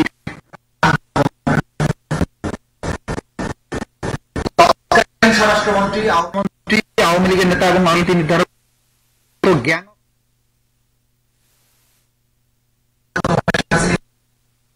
আসাদুজ্জামান খান কামালের নেতৃত্বাধীন কোর কমিটির বৈঠকে ধানমন্ডির বাসায় অনুষ্ঠিত হতো। স্বরাষ্ট্র আসামি আসাদুজ্জামান খান প্রধান হিসেবে আইন শৃঙ্খলা বাহিনীর অন্যতম নিয়ন্ত্রক এবং স্বরাষ্ট্রমন্ত্রীর সহযোগী। আন্দোলন দমনে নিরস্ত্র ছাত্র জনতার উপর বিচারিক গুলি বর্ষণের হচ্ছে কিনা তা তারা সার্বক্ষণিকভাবে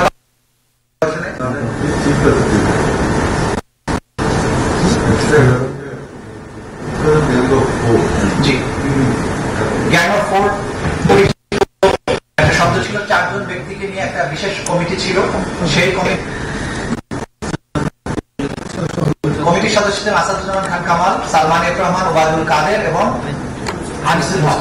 তারা বসে কোথায় আক্রমণ হবে, কাকে মারা হবে, কাকে ধরা হবে, এই প্ল্যানগুলো করবে। নিজনে থেকে গ্যাং অফ ফোর বলে।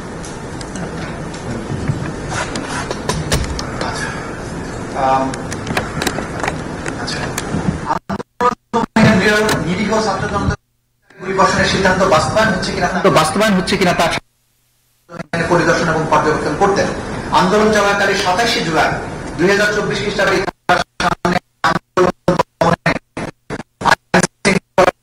তদারকি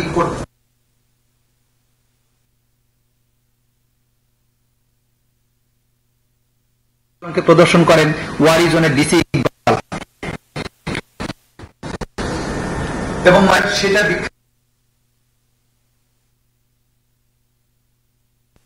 বাকিটি যায় না স্যার, এটাই তার আতঙ্কের বিষয়। এটা ছিল সেই প্রধানমন্ত্রী হিসেবে আসামি শেখ হাসিনা, প্রধানমন্ত্রী হিসেবে আসামি শেখ হাসিনা, স্বরাষ্ট্রমন্ত্রী হিসেবে আসাদুজ্জামান খান কামাল এবং আইজিপি হিসেবে চৌধুরী আব্দুল ঊর্ধ্বতন অবস্থানে থেকে যৌথ নির্দেশনায় জয়েন্ট ক্রিমিনাল এন্টারপ্রাইজ এবং কমান্ড রেসপন্সিবিলিটির মাধ্যমে তাদের অধীনস্থ নিয়ন্ত্রণাধীন সশস্ত্র আওয়ামী ক্যাডার আইন শৃঙ্খলা বাহিনীর সদস্যদের মাধ্যমে দেশব্যাপী প্রাণঘাতী অস্ত্র ব্যবহার করে নিরীহ নিরস্ত্র ছাত্র জনতার গুলি চালিয়ে 1.5 সহস্রাধিক মানুষকে নৃশংসভাবে হত্যা করেন। ঘটনা এবং প্রমাণাদির আলোকে ইন্টারন্যাশনাল ক্রাইমস ট্রাইব্যুনালস অ্যাক্ট 1903 ধারার অধীনে সংগঠিত অপরাধ সমূহ আসামি শেখ হাসিনা, আসাদুজ্জামান কামাল আসামি 4-2-4-3 ধারায় ঊর্ধ্বতন অবস্থান এবং আইনগত দায় সুস্পষ্টভাবে প্রতীয়মান হয়। তদন্তে গৃহীত ব্যবস্থা মানে আমি স্কেপ করে যাচ্ছি, এখানে লম্বা ব্যবস্থা আমরা কখন কি কি করেছি সেগুলো বলেছি। আমি চলে আসছি পেজ 114। আসামিদের কর্তৃক সংগঠিত সুনির্দিষ্ট পেজ 114। তদন্ত আসাদুজ্জামান খান কামাল আসামি চৌধুরী আব্দুল আল মামুনের বিরুদ্ধে আরো অন্যান্য অভিযোগ ছাড়াও নিম্নলিখিত সুনির্দিষ্ট মানবতা বিরোধী অপরাধ সংগঠনের প্রাথমিক সত্যতা পাওয়া গেছে।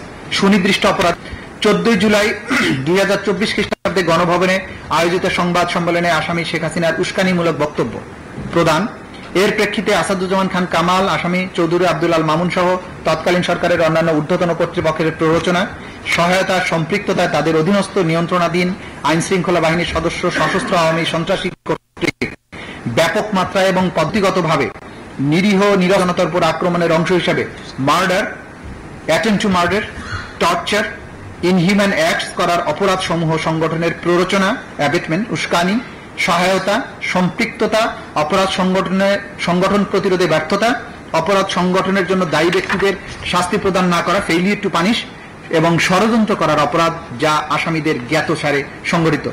ঘটনাস্থল 1 গণভবন এবং সমগ্র বাংলাদেশ। ঘটনার তারিখ এবং সময় 14 জুলাই 2024 খ্রিস্টাব্দ 3 আগস্ট 2024। অপরাধের ধরন হত্যা,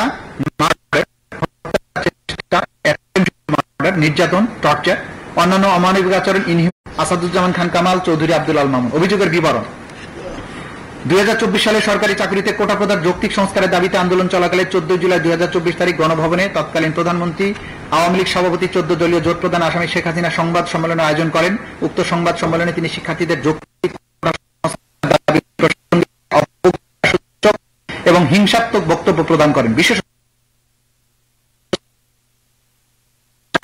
নিরীহ নিরস্ত্র আন্দোলন ছাত্র জনতাকে রাজাকার হিসেবে আখ্যায়িত করে তাদের নির্মূলের প্ররোচনা দেন। উপরোক্ত উস্কানিমূলক ও হিংসাত্মক বক্তব্যের প্রেক্ষিতে ছাত্রলীগের সশস্ত্র সন্ত্রাসীরা ঢাকা বিশ্ববিদ্যালয় এলাকায় শান্তিপূর্ণ আন্দোলনকারীদের শিক্ষার্থীদের উপর হামলা চালায়। সেই সময় আসামি আসাদুজ্জামান খান কামাল, চৌধুরী আব্দুল আল মামুনের অধীনস্থ নিয়ন্ত্রণাধীন আইন শৃঙ্খলা রক্ষাকারী বাহিনী সশস্ত্র ছাত্রলীগের সন্ত্রাসীদের বিরুদ্ধে কোনো ব্যবস্থা গ্রহণ না করে তাদেরকে উপরোক্ত অপরাধের সহায়তা করে। পরবর্তীতে আওয়ামী লীগের সাধারণ সম্পাদক ওবায়দুল কাদের সহ তৎকালীন সরকারের বিভিন্ন মন্ত্রী, এমপি,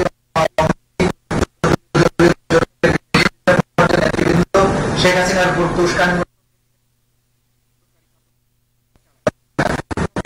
উপরোক্ত উস্কানিমূলক বক্তব্যের প্রেক্ষিতে তৎকালীন সরকারের স্বরাষ্ট্রমন্ত্রী আসাদুজ্জামান খান কামাল, তৎকালীন আইজিপি চৌধুরী আব্দুল আল মামুন তাদের অধীনস্থ আইন শৃঙ্খলা বাহিনীর সদস্যদের নিরীহ নিরস্ত্র আন্দোলনকারীদের উপর সশস্ত্র আক্রমণ চালানোর নির্দেশনা প্রদান করেন। এই সকল সশস্ত্র আক্রমণের ধারাবাহিকতায় 5 আগস্ট 2025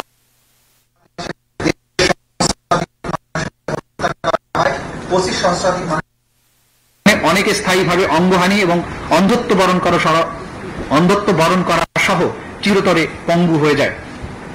আসামি শেখ হাসিনার উক্ত উস্কানিমূলক বক্তব্য উদ্বুদ্ধ হয়ে আসামি আসাদুজ্জামান খান কামাল, চৌধুরী আব্দুল আল মামুনের মতে তাদের অধীনস্থ নিয়ন্ত্রণাধীন আওয়ামী লীগ ও 14 দলীয় আইন শৃঙ্খলা বাহিনী বিভিন্ন হাসপাতালে গিয়ে আহতদের চিকিৎসা গ্রহণে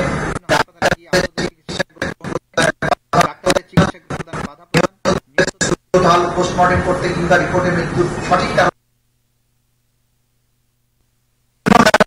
করে, নিহতদের জানাজা এবং কবরস্থ করতে বাধা দেয়, নিহতদের স্বজনের কাছে মৃতদেহ হস্তান্তর না করে বেওয়ারিশ লাশ হিসাবে গণকবরে দাফন করা, লাশ গুম করার উদ্দেশ্যে আগুন দিয়ে পুড়িয়ে দেওয়ার মাধ্যমে অমানবিক আচরণ বা আদার ইনহিউম্যান অ্যাক্টস করার অপরাধ সমূহ সংগঠন করে। এই লাশ পুড়িয়ে দেওয়া, জানাজা করতে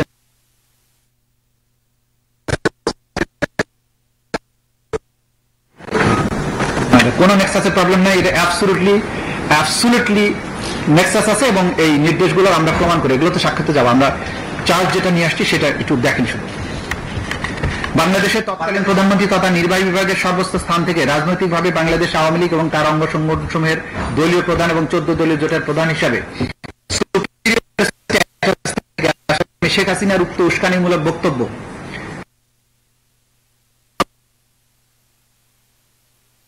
আসাদুজ্জামান খান কামাল, কোর কমিটি এবং গ্যাং অফ 4 এর সদস্য, পুলিশ প্রধান তৎকালীন আইজিপি চৌধুরী আব্দুল আল মামুন তাদের অধীনস্থ নিয়ন্ত্রণাধীন শৃঙ্খলা রক্ষাকারী বাহিনীর মাধ্যমে ঢাকা শহর থেকে শুরু হয়ে ব্যাপক মাত্রায় ওয়াইড স্প্রেড এবং পদ্ধতিগতভাবে সিস্টেম্যাটিক সমগ্র দেশব্যাপী আন্দোলনরত নিরীহ নিরস্ত্র হত্যার চেষ্টা, নির্যাতন এবং অমানবিক আচরণ সহ মানবতা বিরোধী অপরাধ আপনাদের জ্ঞাতসারে পরিচালিত হয়। এখানে কাজের মাধ্যমে আসামিদের হত্যার প্রচেষ্টা, নির্যাতন, অমানবিক আচরণ করার অপরাধ সংগঠনের প্ররোচনা, সহায়তা, ফ্যাসিলিটেট, অপরাধ সংগঠনের প্রতিরোধে ব্যর্থতা, ষড়যন্ত্রের মাধ্যমে the international crimes tribunal act 1973 এর 3(a)(g)(h) 4(1)(2)(3) ধারার মানবতা বিরোধী অপরাধ সংগঠন করে, যা এই আইনের 20(2) এবং 20(a) ধারায় শাস্তিযোগ্য। সুনির্দিষ্ট অপরাধ 2, আসামি শেখ হাসিনা কর্তৃক ছাত্র জনতার উপর এবং প্রাণঘাতী অস্ত্র বা লিথাল ওয়েপন ব্যবহারের মাধ্যমে আন্দোলনকারীদের হত্যা ও নির্মূলের নির্দেশ। খান কামাল, তৎকালীন আইজিপি চৌধুরী আব্দুল আল মামুন কর্তৃক নিয়ন্ত্রণাধীন এবং অধীনস্থ আইন শৃঙ্খলা নির্দেশনা দিয়ে কার্যকর অপরাধ সংগঠনের নির্দেশ, অর্ডার, সহায়তা, ফ্যাসিলিটেট, কনস্পিরেসির মাধ্যমে মানবতা বিরোধী অপরাধ সংগঠন করেছে যা তাদের জ্ঞাতসারে কার্যকর করা হয়েছে। ঘটনাস্থল ঢাকা বিশ্ববিদ্যালয় ভিসির বাসভবন এবং সমগ্র বাংলাদেশ। এটা তার অর্ডারের চার্জ। এটা অপরাধের টর্চার, অ্যাবডাকশন, আদার ইনহিউম্যান অ্যাক্ট, এইগুলো করার জন্য তার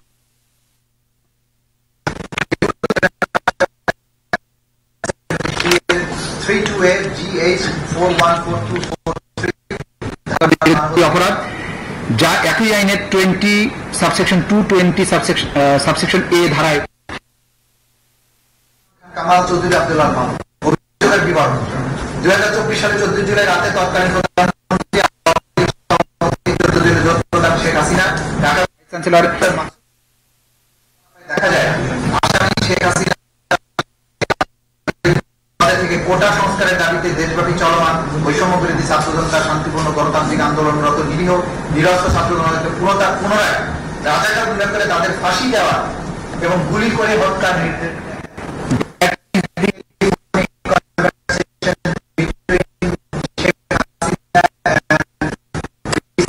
ঢাকা ইউনিভার্সিটি মাসুদ কামাল 2014 প্রধান আসামি শেখ হাসিনা পুত্র ঢাকা দক্ষিণ সিটি কর্পোরেশনের তৎকালীন মেয়র শেখ ফজলুল তাপসের মধ্যে অনুষ্ঠিত আরেকটি ফোন আলাপ থেকে দেখা যায় আসামি শীর্ষ থেকে রাষ্ট্রের প্রধান নির্বাহী এবং ক্ষমতাসীন আওয়ামী লীগের দলীয় প্রধান হিসাবে কোটা সংস্কারের দাবিতে দেশব্যাপী চলমান বৈষম্য বিরোধী ছাত্র জনতার শান্তিপূর্ণ গণতান্ত্রিক আন্দোলন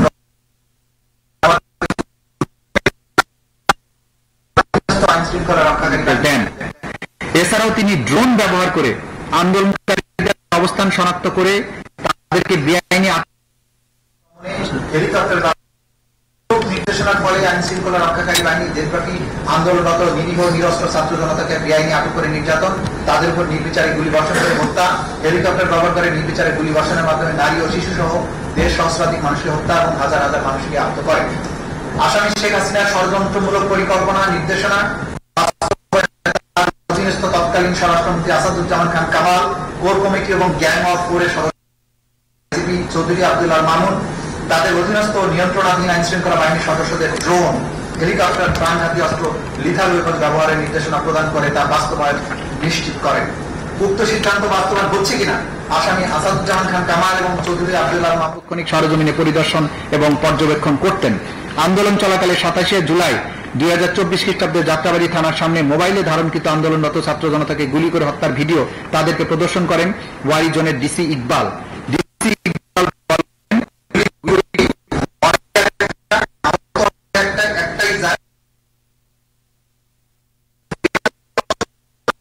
আসামিদের জ্ঞাতসারে এবং তাদের নির্দেশনায় দেশব্যাপী মানবতা বিরোধী অপরাধ সংঘটিত হয়েছে।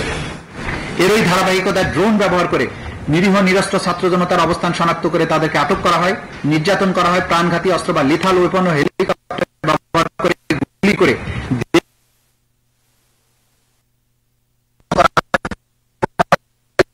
পঙ্গু হয়ে যায়। প্রাণঘাতী অস্ত্র বা লিথাল ওয়েপন ব্যবহারের নির্দেশ সারা দেশে নিরীহ নিরস্ত্র ছাত্র জনতার উপরে 3,05,300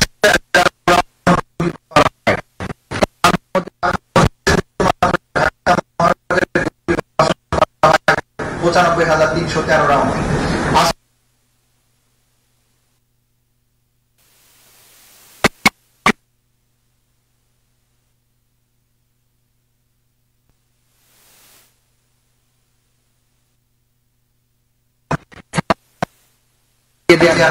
অন্যান্য অমানবিক আচরণ বা আদার ইনহিউম্যান অ্যাক্ট সংগঠন করে।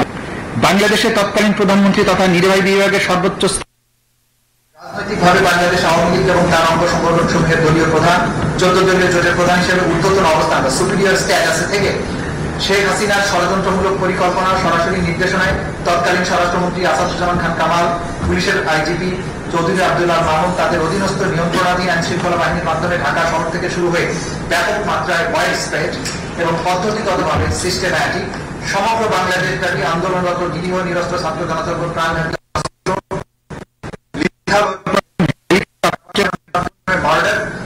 মার্ডার, নির্যাতন, অমানবিক আচরণ সহ মানব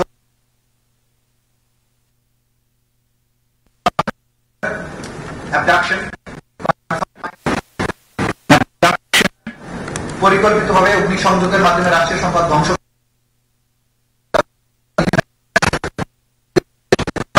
সহায়তা, সম্পৃক্ততা এবং ষড়যন্ত্রের মাধ্যমে the international crimes tribunals act 1973 এর 32AGH 41423 ধারা মানবতা বিরোধী অপরাধ সংগঠন করেছেন, যা একই আইনের 20(2) এবং 20(a) ধারা শাস্তিযোগ্য অপরাধ। সুনির্দিষ্ট অপরাধ 3, আসামি শেখ হাসিনার উস্কানি আন্দোলনরত ছাত্র জনতাকে আসাদুজ্জামান খান কামাল আইন শৃঙ্খলা বাহিনীর সদস্য সশস্ত্র কর্তৃক ব্যাপক মাত্রায় এবং পদ্ধতিগতভাবে নিরীহ নিরস্ত্র ছাত্র জনতার উপর আক্রমণের অংশ হিসাবে 16 জুলাই 2024 খ্রিস্টাব্দে রংপুরের বেগম রোকেয়া বিশ্ববিদ্যালয়ের সামনে আগ্নেয়াস্ত্র দিয়ে স্বল্প দূরত্ব থেকে সরাসরি নিরীহ নিরস্ত্র আন্দোলনকারী ছাত্র আবু সাইদের বুক লক্ষ্য করে বিনা উস্কানিতে একাধিকবার গুলি চালিয়ে নির্মমভাবে হত্যা করার মাধ্যমে উল্লেখিত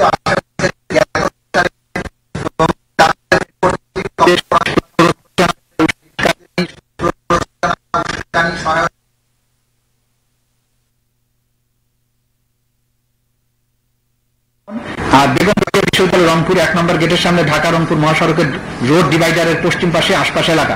ঘটনার তারিখ 14 জুলাই 2024 থেকে 16 জুলাই 2024 তারিখ। অপরাধের ধরন মার্ডার, মৃত্যুর প্রকৃত কারণ গোপন করার উদ্দেশ্যে সুরতহাল রিপোর্টে সংযোজন করা। এখানে আমি অ্যাড করতে চাই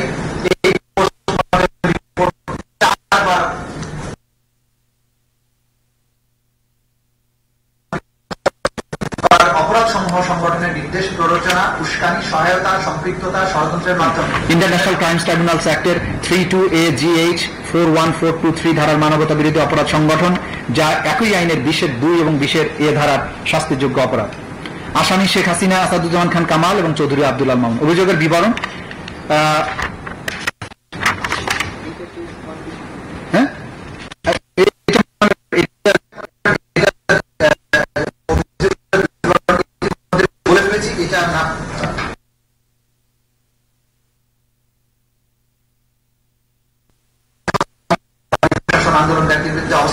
অপরদিকে বিশ্ববিদ্যালয়ের সামনে নিরীহ নিরস্ত্র ছাত্র জনতা বিক্ষোভ মিছিল শুরু করলে তাতে পুলিশ এবং আওয়ামী লীগ সশস্ত্র ক্যাডাররা ছাত্র জনতার উপরে নির্বিচারে গুলি চালায়। ফলে আন্দোলনরত ছাত্র জনতা গুরুতর আহত ও ছত্রভঙ্গ হয়ে গেল। সেই মিছিলে থাকা আন্দোলনকারী ছাত্র সমন্বয়ক আবু সাইদ তার অবস্থান ত্যাগ না করে দুহাত প্রসারিত করে দাঁড়িয়ে থেকে প্রতিবাদ অব্যাহত রাখলে রংপুর মেট্রোপলিটন পুলিশ কমিশনার অন্যান্য পুলিশ কর্মকর্তাদের তত্ত্বাবধানে বিশ্ববিদ্যালয় প্রশাসনের উস্কানিতে কনস্টেবল সুজন চন্দ্র রায় তাদের হাতে আগ্নেয়াস্ত্র দিয়ে স্বল্প দূরত্ব থেকে সরাসরি আবু সাইদের বুক লক্ষ্য করে বিনা উস্কানিতে একাধিক গুলি চালিয়ে তাকে নির্মমভাবে হত্যা করে। আবু সাইদ নিহত হওয়ার পর তার মৃতদেহ রংপুর মেডিকেল কলেজ হাসপাতালে নিয়ে যাওয়া হলে গোপন করে মৃত্যু হয়েছে বিষয়টি উল্লেখ না করে মাথায় আঘাতজনিত কারণে মৃত্যু হয়েছে রিপোর্টে উল্লেখ করে। পোস্টমর্টেম রিপোর্টে গুলিতে নিহত পুলিশ এবং আওয়ামী সমর্থিত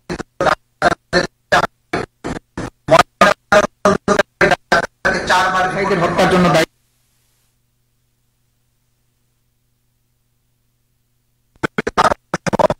অপরাধ আসামিদের জ্ঞাতসারে পরিচালিত হয়। এখানে কাজের মধ্যে আসামিগণ মার্ডার রিপোর্টে মিথ্যা তথ্য সংযোজন করা, পোস্টমর্টেম রিপোর্ট বারবার পরিবর্তন করা, মিথ্যা বর্ণনা দায়ের করার মাধ্যমে অমানবিক আচরণ করার অপরাধসমূহ সংগঠনের নির্দেশ, উস্কানি, সহায়তা, সম্পৃক্ততা এবং ষড়যন্ত্রের মাধ্যমে দ্য ইন্টারন্যাশনাল ক্রাইমস ট্রাইব্যুনালস অ্যাক্টের 32AGH 41423 ধারার এই আইনের 20(2) এবং 20(a) ধারায় শাস্তিযোগ্য। সুনির্দিষ্ট অপরাধ: আসামি শেখ হাসিনার উস্কানিমূলক বক্তব্য মারণাস্ত্র ব্যবহার করে আন্দোলনরত ছাত্র জনতাকে হত্যার নির্দেশের প্রেক্ষিতে আসাদুজ্জামান খান কামাল, চৌধুরী ঊর্ধ্বতন সম্পৃক্ততায় তাদের অধীনস্থ সন্ত্রাসী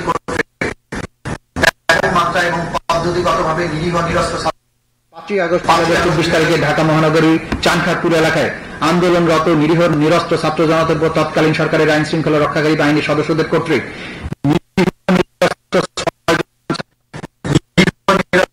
6 জন ছাত্র জনতাকে গুলি করে হত্যা করা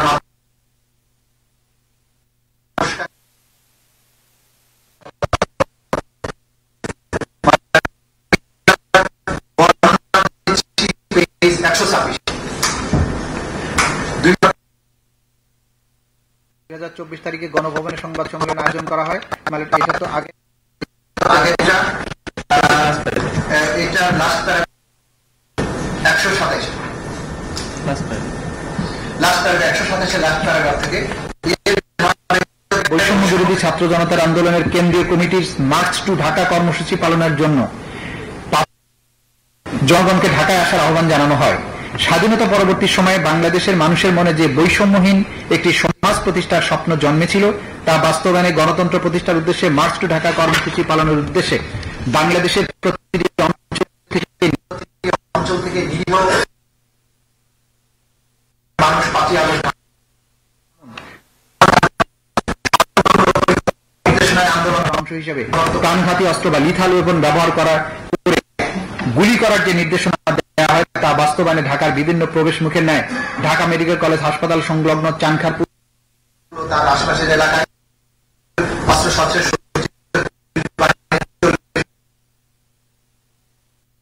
বাস্তবায়নের জন্য ডিএমপির তৎকালীন কমিশনার হাবিব ওয়্যারলেস নির্দেশনার আলোকে যুগ্ম পুলিশ কমিশনার সুদীপ কুমার চক্রবর্তী ঘটনাস্থলে উপস্থিত অতিরিক্ত মোহাম্মদ আক্তারুল ইসলামের সরাসরি তত্ত্বাবধানে তার অধীনস্থদের নির্দেশ প্রদান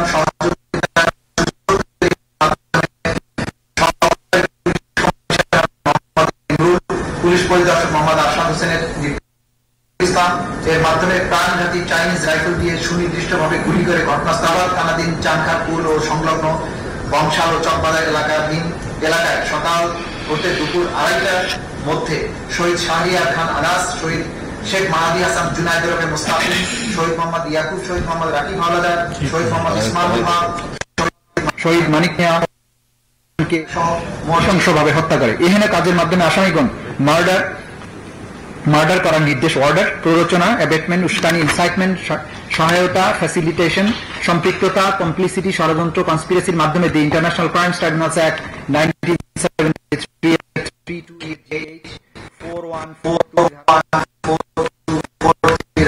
20 এবং 20 এ ধারায় শাস্তিযোগ্য। নির্দিষ্ট অপরাধ 5, আসামি শেখ হাসিনার উস্কানিমূলক বক্তব্য এবং মারণাস্ত্র ব্যবহার করে আন্দোলনরত ছাত্র জনতাকে হত্যা নির্দেশনার প্রেক্ষিতে আসামি আসাদুজ্জামান খান কামাল এবং আসামি চৌধুরী আব্দুল আল মামুন সহ তৎকালীন সরকারের অন্যান্য ঊর্ধ্বতন কর্তৃপক্ষের প্ররোচনা, সহায়তা এবং সম্পৃক্ততায় তাদের অধীনস্থ এবং নিয়ন্ত্রণাধীন আইন শৃঙ্খলা বাহিনীর সদস্য, সশস্ত্র আওয়ামী সন্ত্রাসী কর্তৃক ব্যাপক মাত্রায় পদ্ধতিগতভাবে নিরস্ত্র ছাত্র জনতা আক্রমণের অংশ হিসেবে 5 আগস্ট 2024 ঢাকার আশুলিয়া থানার সামনে এবং নিরস্ত্র ছাত্র জনতার উপর তৎকালীন সরকারের আইন শৃঙ্খলা রক্ষাকারী বাহিনীর সদস্যদের কর্তৃক নিরীহ নিরস্ত্র 6 জন ছাত্র জনতাকে গুলি করে মৃতদেহ 5 জনের অবস্থায় আগুন দিয়ে পুড়িয়ে দেওয়ার অপরাধ, যা আসামিদের জ্ঞাতসারে সংঘটিত হয়েছে। উক্তরূপ হত্যার নির্দেশ, প্ররোচনা, উস্কানি, সহায়তা, সম্পৃক্ততা, ষড়যন্ত্র এবং অন্যান্য অমানবিক আচরণ করার মাধ্যমে মানবাধিকার বিরোধী অপরাধ সংগঠন।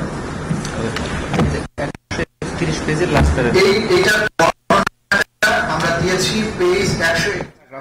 এর ধারাবাহিকতায় ছাত্র জনতার আন্দোলনের কেন্দ্রীয় কর্মসূচির মার্চ টু ঢাকা কর্মসূচি পালন 5 আগস্ট সারা দেশ থেকে ঢাকায় আসার আহ্বান জানানো হয়। স্বাধীনতা পরবর্তী সময় বাংলাদেশের মানুষের জন্য মনে যে বৈষম্যহীন সমাজ প্রতিষ্ঠার স্বপ্ন জন্মেছিল তা বাস্তবায়নের উদ্দেশ্যে গণতন্ত্র প্রতিষ্ঠার উদ্দেশ্যে মার্চ টু ঢাকা কর্মসূচি পালনের উদ্দেশ্যে বাংলাদেশের প্রতিটি অঞ্চল থেকে নিরীহ, শান্তিপ্রিয় ও মুক্তিকামী মানুষ আসামি শেখ হাসিনা, আসাদুজ্জামান খান কামাল এবং চৌধুরী আব্দুল আল মামুনের ষড়যন্ত্রমূলক আন্দোলন দমন করার সর্বাত্মক প্রচেষ্টার অংশ হিসেবে প্রাণঘাতী অস্ত্র লিথাল ওয়েপন মাধ্যমে গুলি করার যে নির্দেশনা দেওয়া হয় তা বাস্তবায়নে স্থানীয় সংসদ সদস্য মোহাম্মদ সাইফুল ইসলাম, তৎকালীন ডিআইজি সৈয়দ নুরুল ইসলামের সরাসরি তত্ত্বাবধানে স্থানীয় পুলিশ ও আওয়ামী সশস্ত্র সন্ত্রাসীরা জড়ো হওয়া ছাত্র জনতাকে বাধা প্রদান করে এবং গুলি করে হত্যা। আসামিদের পূর্বের নির্দেশের ধারাবাহিকতায় আশুলিয়া থানার আশেপাশে পুলিশ এবং আওয়ামী সশস্ত্র সন্ত্রাসীরা রাইফেল, শটগান, এসএমজি সহ নানা ধরনের আগ্নেয়াস্ত্র সজ্জিত হয়ে বিজয় উল্লাসরত সাধারণ ছাত্র জনতাকে বেপরোয়া গুলি করে শহীদ সাজ্জাদ হোসেন সজল, শহীদ আসবুর, শহীদ চান্দিল মাহমুদ সুজয়, শহীদ বাইজিদ বোস্তামি, শহীদ আবু মোট 5 জনকে হত্যা করে এবং 1 জনকে গুলি করে আহত করে। এর আনুমানিক বিকাল 4টা থেকে এবং আওয়ামী সন্ত্রাসীরা শহীদ হওয়া 5 জন কার্যক্রমে শহীদ সাজ্জাদ হোসেন সজল, শহীদ আসবুর, শহীদ তানজিল মাহমুদ সুজয়, শহীদ বায়েজিদ বোস্তামি, শহীদ আবু এবং একজনকে জীবিত ও গুরুতর আহত অবস্থায় একটি প্যাডেল ভ্যানে হাত পা ধরে নিক্ষেপ করে একত্রিত করে। তারপর প্যাডেল ভ্যান থেকে 5 জনের মৃতদেহ এবং একজনকে জীবিত ও গুরুতর আহত অবস্থায় আরেকটি পুলিশের পিকআপ ভ্যানে উঠিয়ে উক্ত মৃত এবং জীবিত দেহগুলোকে পেট্রোল ঢেলে আগুন ধরিয়ে দেয়। গুরুতর ব্যক্তিকে হাত পা নাড়াতে দেখলেও নিষ্ঠুর এবং বর্বর পুলিশ তাকে উদ্ধার না করে বা চিকিৎসার ব্যবস্থা না করে আরো জ্বালানি কাঠ আগুনে নিক্ষেপ করে অঙ্গারে পরিণত করে, যা আসামিদের জ্ঞাতসারে পরিচালিত হয়েছে বলে সহজে অনুমান। এহেন কাজের মাধ্যমে আসামিগণ মার্ডার, টর্চার, মৃত ও জীবিত মানুষকে আগুন লাগিয়ে পুড়িয়ে অমানবিক আচরণ করার অপরাধ সমূহ সংগঠনের নির্দেশনা, উস্কানি, সহায়তা, সম্পৃক্ততা এবং ষড়যন্ত্রের মাধ্যমে the international crimes tribunals act 32AGH 414243 ধারা মানবতা বিরোধী অপরাধ সংগঠন, যা একই আইনের 20(2) এবং 20(a) ধারার অপরাধ ধারায় শাস্তিযোগ্য। যেহেতু জুলাই 2024 বিপ্লব চলাকালে তৎকালীন প্রধানমন্ত্রী আওয়ামী লীগ সভাপতি শেখ হাসিনা, স্বরাষ্ট্রমন্ত্রী আসাদুজ্জামান খান, আইজিপি চৌধুরী আব্দুল্লাহ মামুন, তার মন্ত্রিপরিষদের সদস্যবৃন্দ, সংসদ সদস্যবৃন্দ, আওয়ামী লীগ, যুবলীগ, ছাত্রলীগ, তাদের অঙ্গ জোটের নেতৃবৃন্দ তৎকালীন আইন শৃঙ্খলা বাহিনী ভাবে দলগতভাবে দেশব্যাপী নিরস্ত্র মানুষের উপর আক্রমণের মাধ্যমে যে মানবতা বিরোধী অপরাধ সংগঠন করে তা দেশি বিদেশি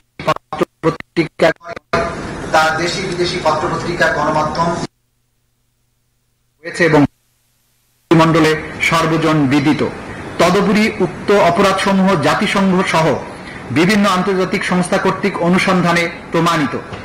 উপরোক্ত অপরাধসমূহ কমন নলেজ ও জুডিশিয়াল নোটিশ হিসেবে গ্রহণ করার এখতিয়ার ইন্টারন্যাশনাল ক্রাইমস ট্রাইব্যুনালস অ্যাক্ট 1973 1903 ধারার অধীনে আন্তর্জাতিক অপরাধ ট্রাইব্যুনালের রয়েছে। যেহেতু আওয়ামী লীগ, যুবলীগ, ছাত্রলীগ সহ তাদের অঙ্গ সংগঠন এবং 14 দলীয় জোট রাজনৈতিক সিদ্ধান্ত নিয়ে নিরীহ নিরস্ত্র ছাত্র জনতার উপরে যে মানবতা বিরোধী অপরাধ সংগঠন করেছে তাদেরকে ক্রিমিনাল অর্গানাইজেশন বা অপরাধী সঙ্গে গণ্য করার শামিল। যেহেতু তদন্ত প্রতিবেদন, দালিলিক এবং মৌখিক সাক্ষ্য প্রমাণ পর্যায়ে আসামিদের বিরুদ্ধে জুলাই বিপ্লব চলাকালীন 14 জুলাই থেকে শুরু হয়ে 5 আগস্ট 2024 খ্রিস্টাব্দ পর্যন্ত বাংলাদেশের সংগঠিত মানবতা বিরোধী অপরাধের অংশ, যা international crimes tribunals act 1973 32AGH 414243 যা উক্ত আইনের বিশেষ এবং ব্যাপক মাত্রায় নিরীহ নিরস্ত্র ছাত্র জনতার বা সিভিলিয়ান পপুলেশনের উপরে সংগঠিত মানবতা বিরোধী অপরাধের অংশ, সেহেতু অত্র মামলার বিষয়বস্তু মাননীয় ট্রাইব্যুনালের এখতিয়ারাধীন বিধায় এই বিচার নিষ্পত্তি করার ক্ষমতা মাননীয় ট্রাইব্যুনালে রয়েছে। এমত অবস্থায় প্রার্থনা মাননীয় আন্তর্জাতিক অপরাধ ট্রাইব্যুনাল ন্যায় বিচারের স্বার্থে ইন্টারন্যাশনাল ক্রাইমস ট্রাইব্যুনালস অ্যাক্ট 1973 9(1) ধারায় আনুষ্ঠানিক অভিযোগ বা ফরমাল চার্জ সম্বলিত আবেদন গ্রহণ ক্রমে তা আমলে বা কগনাইজেন্সে নিয়ে পলাতক আসামি শেখ হাসিনার পিতা মৃত শেখ মুজিবুর রহমান, মাতা মৃত ফজিলাতুন্নেছা, টুঙ্গিপাড়া, গোপালগঞ্জ, আসামি আসাদুজ্জামান খান কামাল, পিতা আশরাফ আলী খান, মাতা আকরামুন্নেছা, ঠিকানা মণিপুরি পাড়া, তেজগাঁও, ঢাকা, আসামি চৌধুরী আব্দুল্লাহ মামুন, মাতা পিতা মৃত আব্দুল মান্নান চৌধুরী, মাতা জিন্নাতুন্নেছা চৌধুরী, গ্রাম শ্রীভাই, থানা সাল্লা, সুনাম, বর্তমান ঠিকানা ইস্কাটন, স্বপ্নধারা, রমনা, ঢাকা। এদের বিরুদ্ধে যথাযথ 2(2)(a) ধারার মধ্যে সর্বোচ্চ শাস্তি অথবা মাননীয় ট্রাইব্যুনাল এরূপ বিবেচনা করবেন সেরূপ আদেশ দানে আজ্ঞা হয়। আইনের বিশেষ এ ধারা মোতাবেক আসামিদের সম্পত্তি বাজেয়াপ্ত করে ক্ষতিগ্রস্তদের অনুকূলে অর্পণ করার আদেশ দানের আজ্ঞা। পলাতক আসামি আসাদুজ্জামান খান কামাল বন্ধের বিরুদ্ধে অত্র মামলায় গ্রেফতারি পরোয়ানা আগেও জারি ছিল। করে যেহেতু মামলা আইসিটি বিধি কেস হিসেবে আজকে এখানে হবে, তাদের বিরুদ্ধে নতুন করে গ্রেফতারি পরোয়ানা জারির জন্য আদেশ প্রদানের প্রার্থনা করছি। ঢাকা অত্র মামলায় গ্রেফতার দেখানোর আদেশ দানের জন্য আমরা প্রার্থনা করছি। 2024 সালের জুলাই বিপ্লব চলাকালীন সময়ে সংগঠিত অপরাধ এবং সাথে সংযুক্ত দালিলিক প্রমাণপত্রের তথ্য উপাত্ত সমূহ সংশ্লিষ্ট অন্যান্য প্রাসঙ্গিক জুডিশিয়াল নোটিশ হিসেবে গ্রহণেরও প্রার্থনা করছি। মাননীয় ট্রাইব্যুনাল ন্যায় বিচারের স্বার্থে অন্য যেরূপ বিবেচনা করে সেরূপ আদেশ দানের প্রার্থনা করছি। 5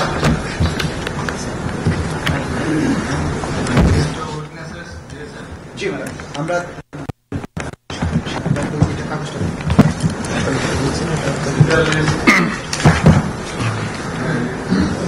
আমরা যেগুলো দিয়েছি এখানে সেটা হচ্ছে যে ফর্মাল চার্জের বাইরে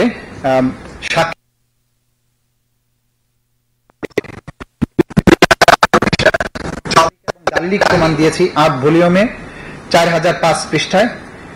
শহীদদের তালিকা দিয়েছি আমরা 10 খণ্ডে, সেখানে মোট পেজ হচ্ছে 8747 পৃষ্ঠা।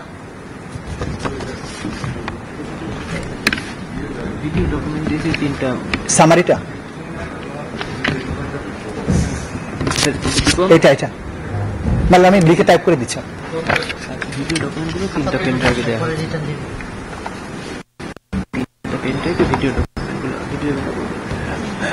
আর যে সমস্ত ভিডিও এবং অডিও ডকুমেন্টস যথাযথ প্রক্রিয়ায় দাখিল করেছি, পেন ড্রাইভের মাধ্যমে, সিডির মাধ্যমে, সেগুলো আমরা দাখিল করেছি প্লে করে, যেহেতু ডিজিটাল এভিডেন্স এখানে প্রদর্শন করা যাবে, সেগুলো আমরা প্রদর্শনের কাছে ট্রাইব্যুনালে আমরা জমা দিয়েছি। এবং আলামত সমূহ, যে বুলেটস, পিলেটস, রক্তমাখা জামা কাপড় যা কিছু আছে সবকিছু আমরা নিয়ে এসেছি, সবকিছুই আদালতে উপস্থাপন করা হবে।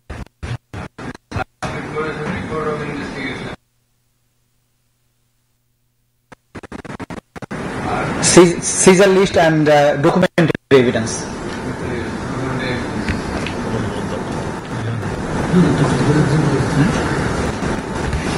Much of it.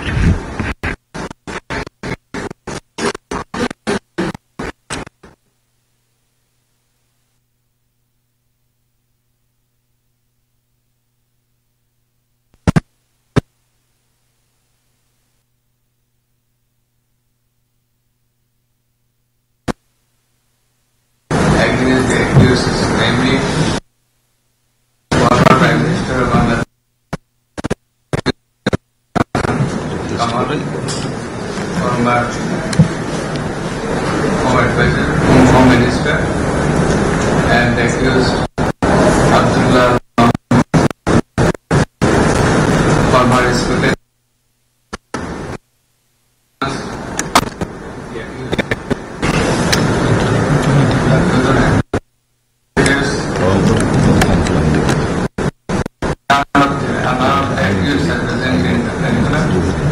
Since today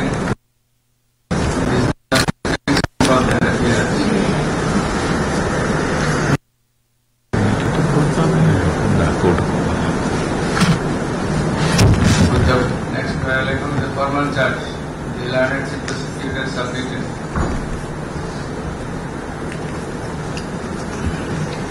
the report of investigation, seized materials and documents inclusive of the seizure list not subject to disclosure. Statement of witness.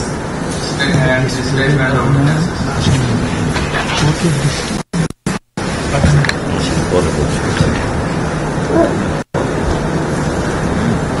Next letter in the petition, charge.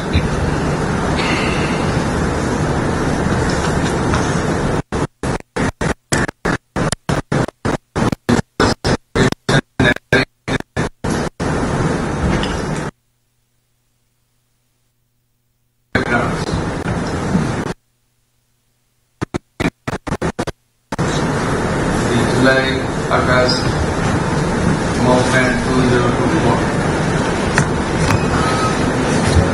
and also beyond that,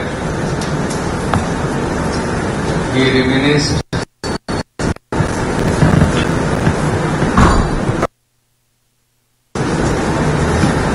and also some other historical occurrences committed thereafter.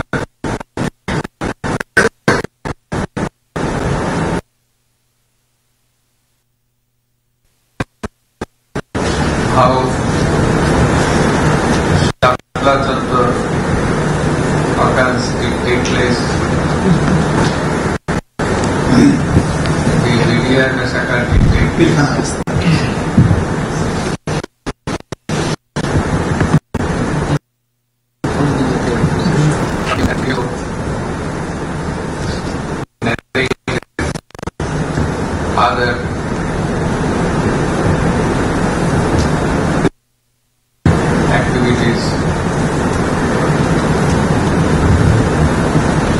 before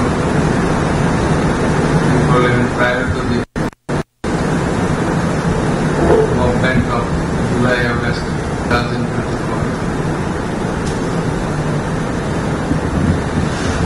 The landed prosecutor made a threadbare description of the backdrop of the acts complained of.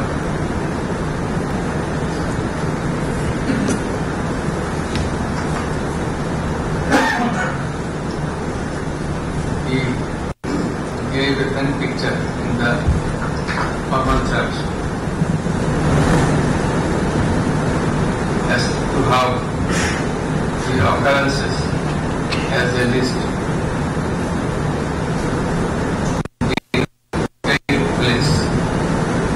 on different dates at different places.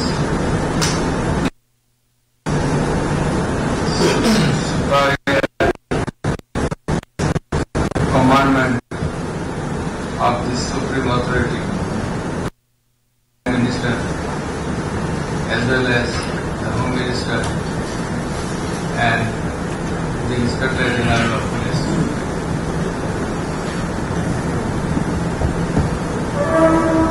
Next, it has been abhorred in the church as well as in the submission of the Landed Chief Prosecutor how, as narrated therein,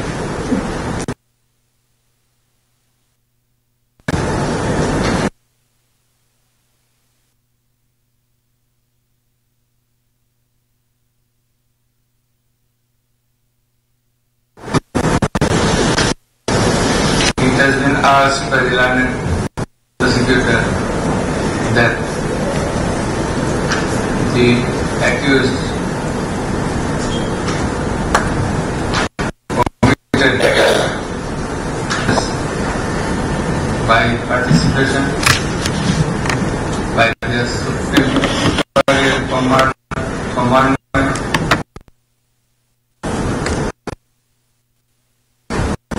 instigation, incitement,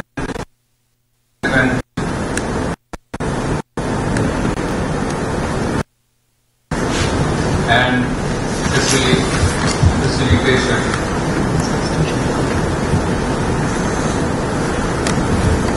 In the formal charge, he brought a number of 5 charges. 5 to 6? 5. Number 5 charges.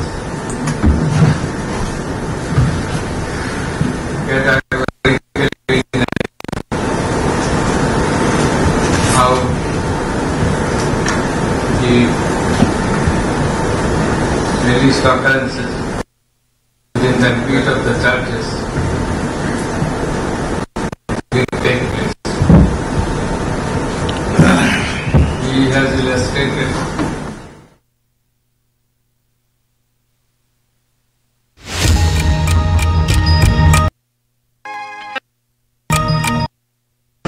how the Supreme Commanders,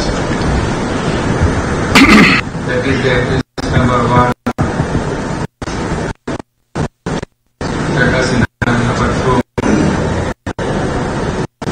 Asaduddin and number Abdullah Al-Mahmoud.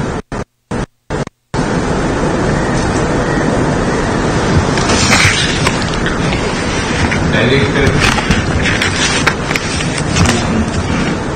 forces, law enforcing agencies and their party activists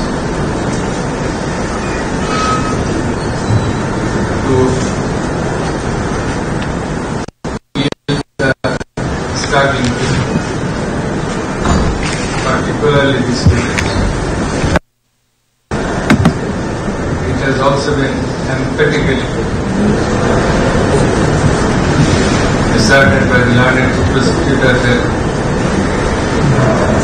the accused particularly case number 1, to use lethal weapons and helicopter and also drone to kill the people in the movement. Which consists a good number of people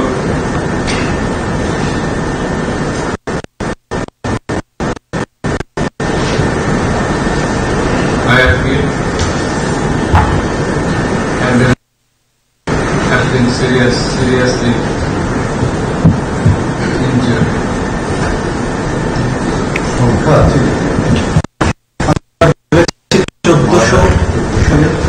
এবং আহত হয়েছে 25,000.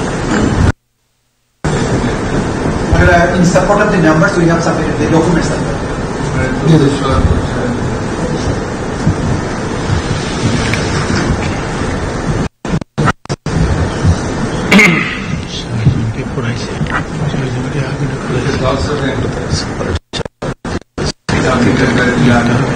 is also been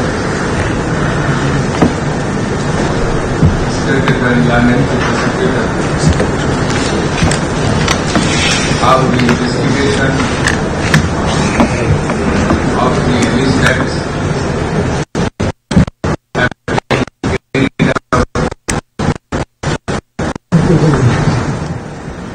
how the tough investigation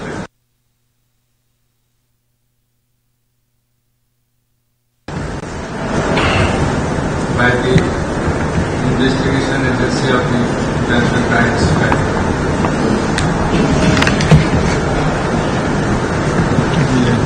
In conclusion, it has been asked by the learned prosecutor that the acts narrated in the formal charge, inclusive of the report of investigation, ostensibly constituted no offences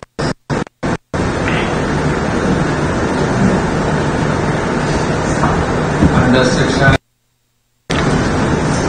2A, 32A, 32G,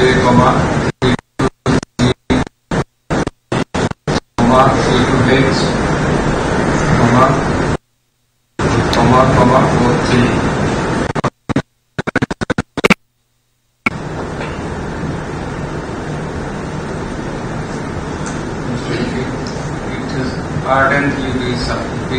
It has ardently been submitted by the learned prosecutor Pranam Dirdigan Shahzadul Islam,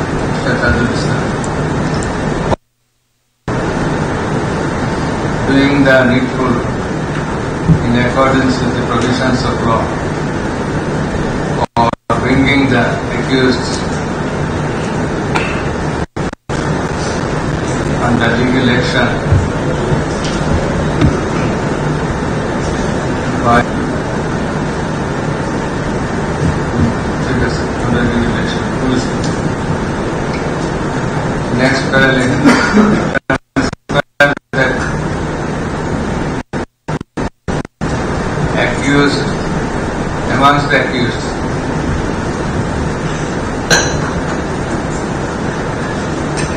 only one accused has been arrested and is kept in custody. The remaining others, Sheikh Hasina and Asaduddin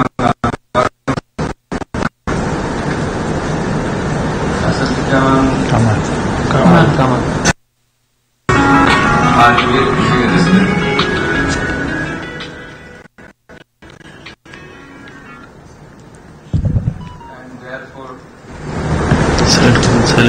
Warrant of arrest and arrest is required to be issued against them.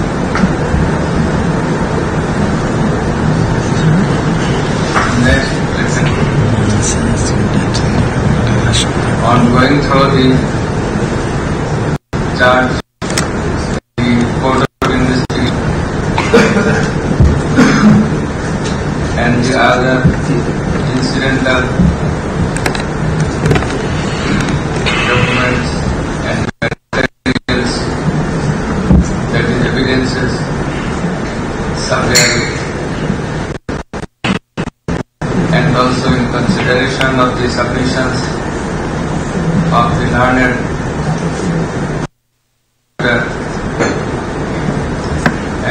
other learned prosecutors.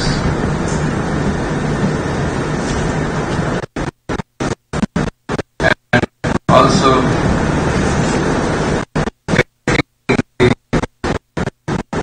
taking all the attending facts and circumstances into this.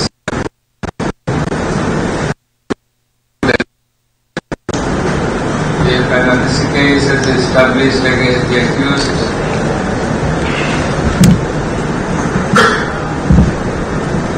so that there is to be proceeded against. Whereupon we do hereby take cognizance of the offences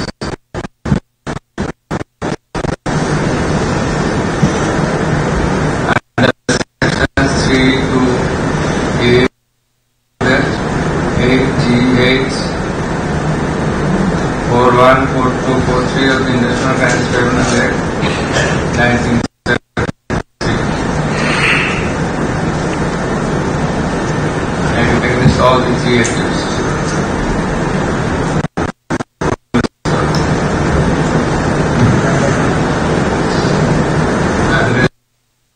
And registered and numbered as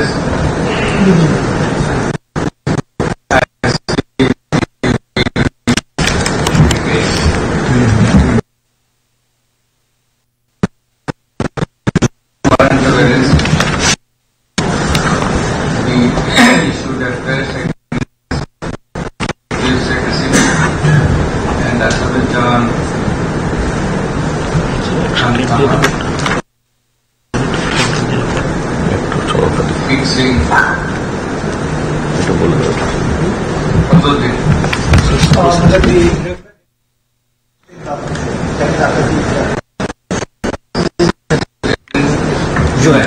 June this month. 6025 for report and correction report for appearance of the accused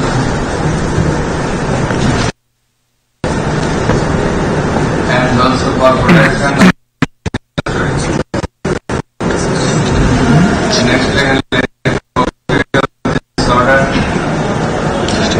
Let the warrant of arrest, a copy of this order be transmitted to the Inspector General of Police for doing the needful for causing arrest of the accused, absconding accused, for causing arrest of the absconding accused and his end. Next, register to the record.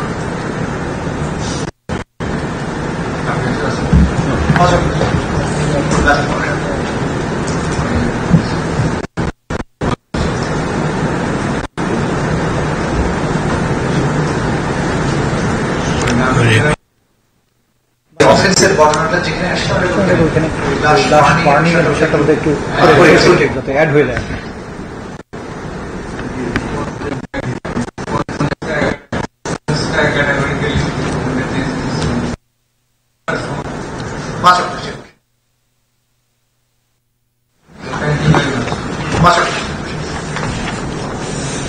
I am grateful to one of our learned member of this tribe. কষ্ট শারীরিক কষ্ট সত্ত্বেও উনি I am very much obliged to his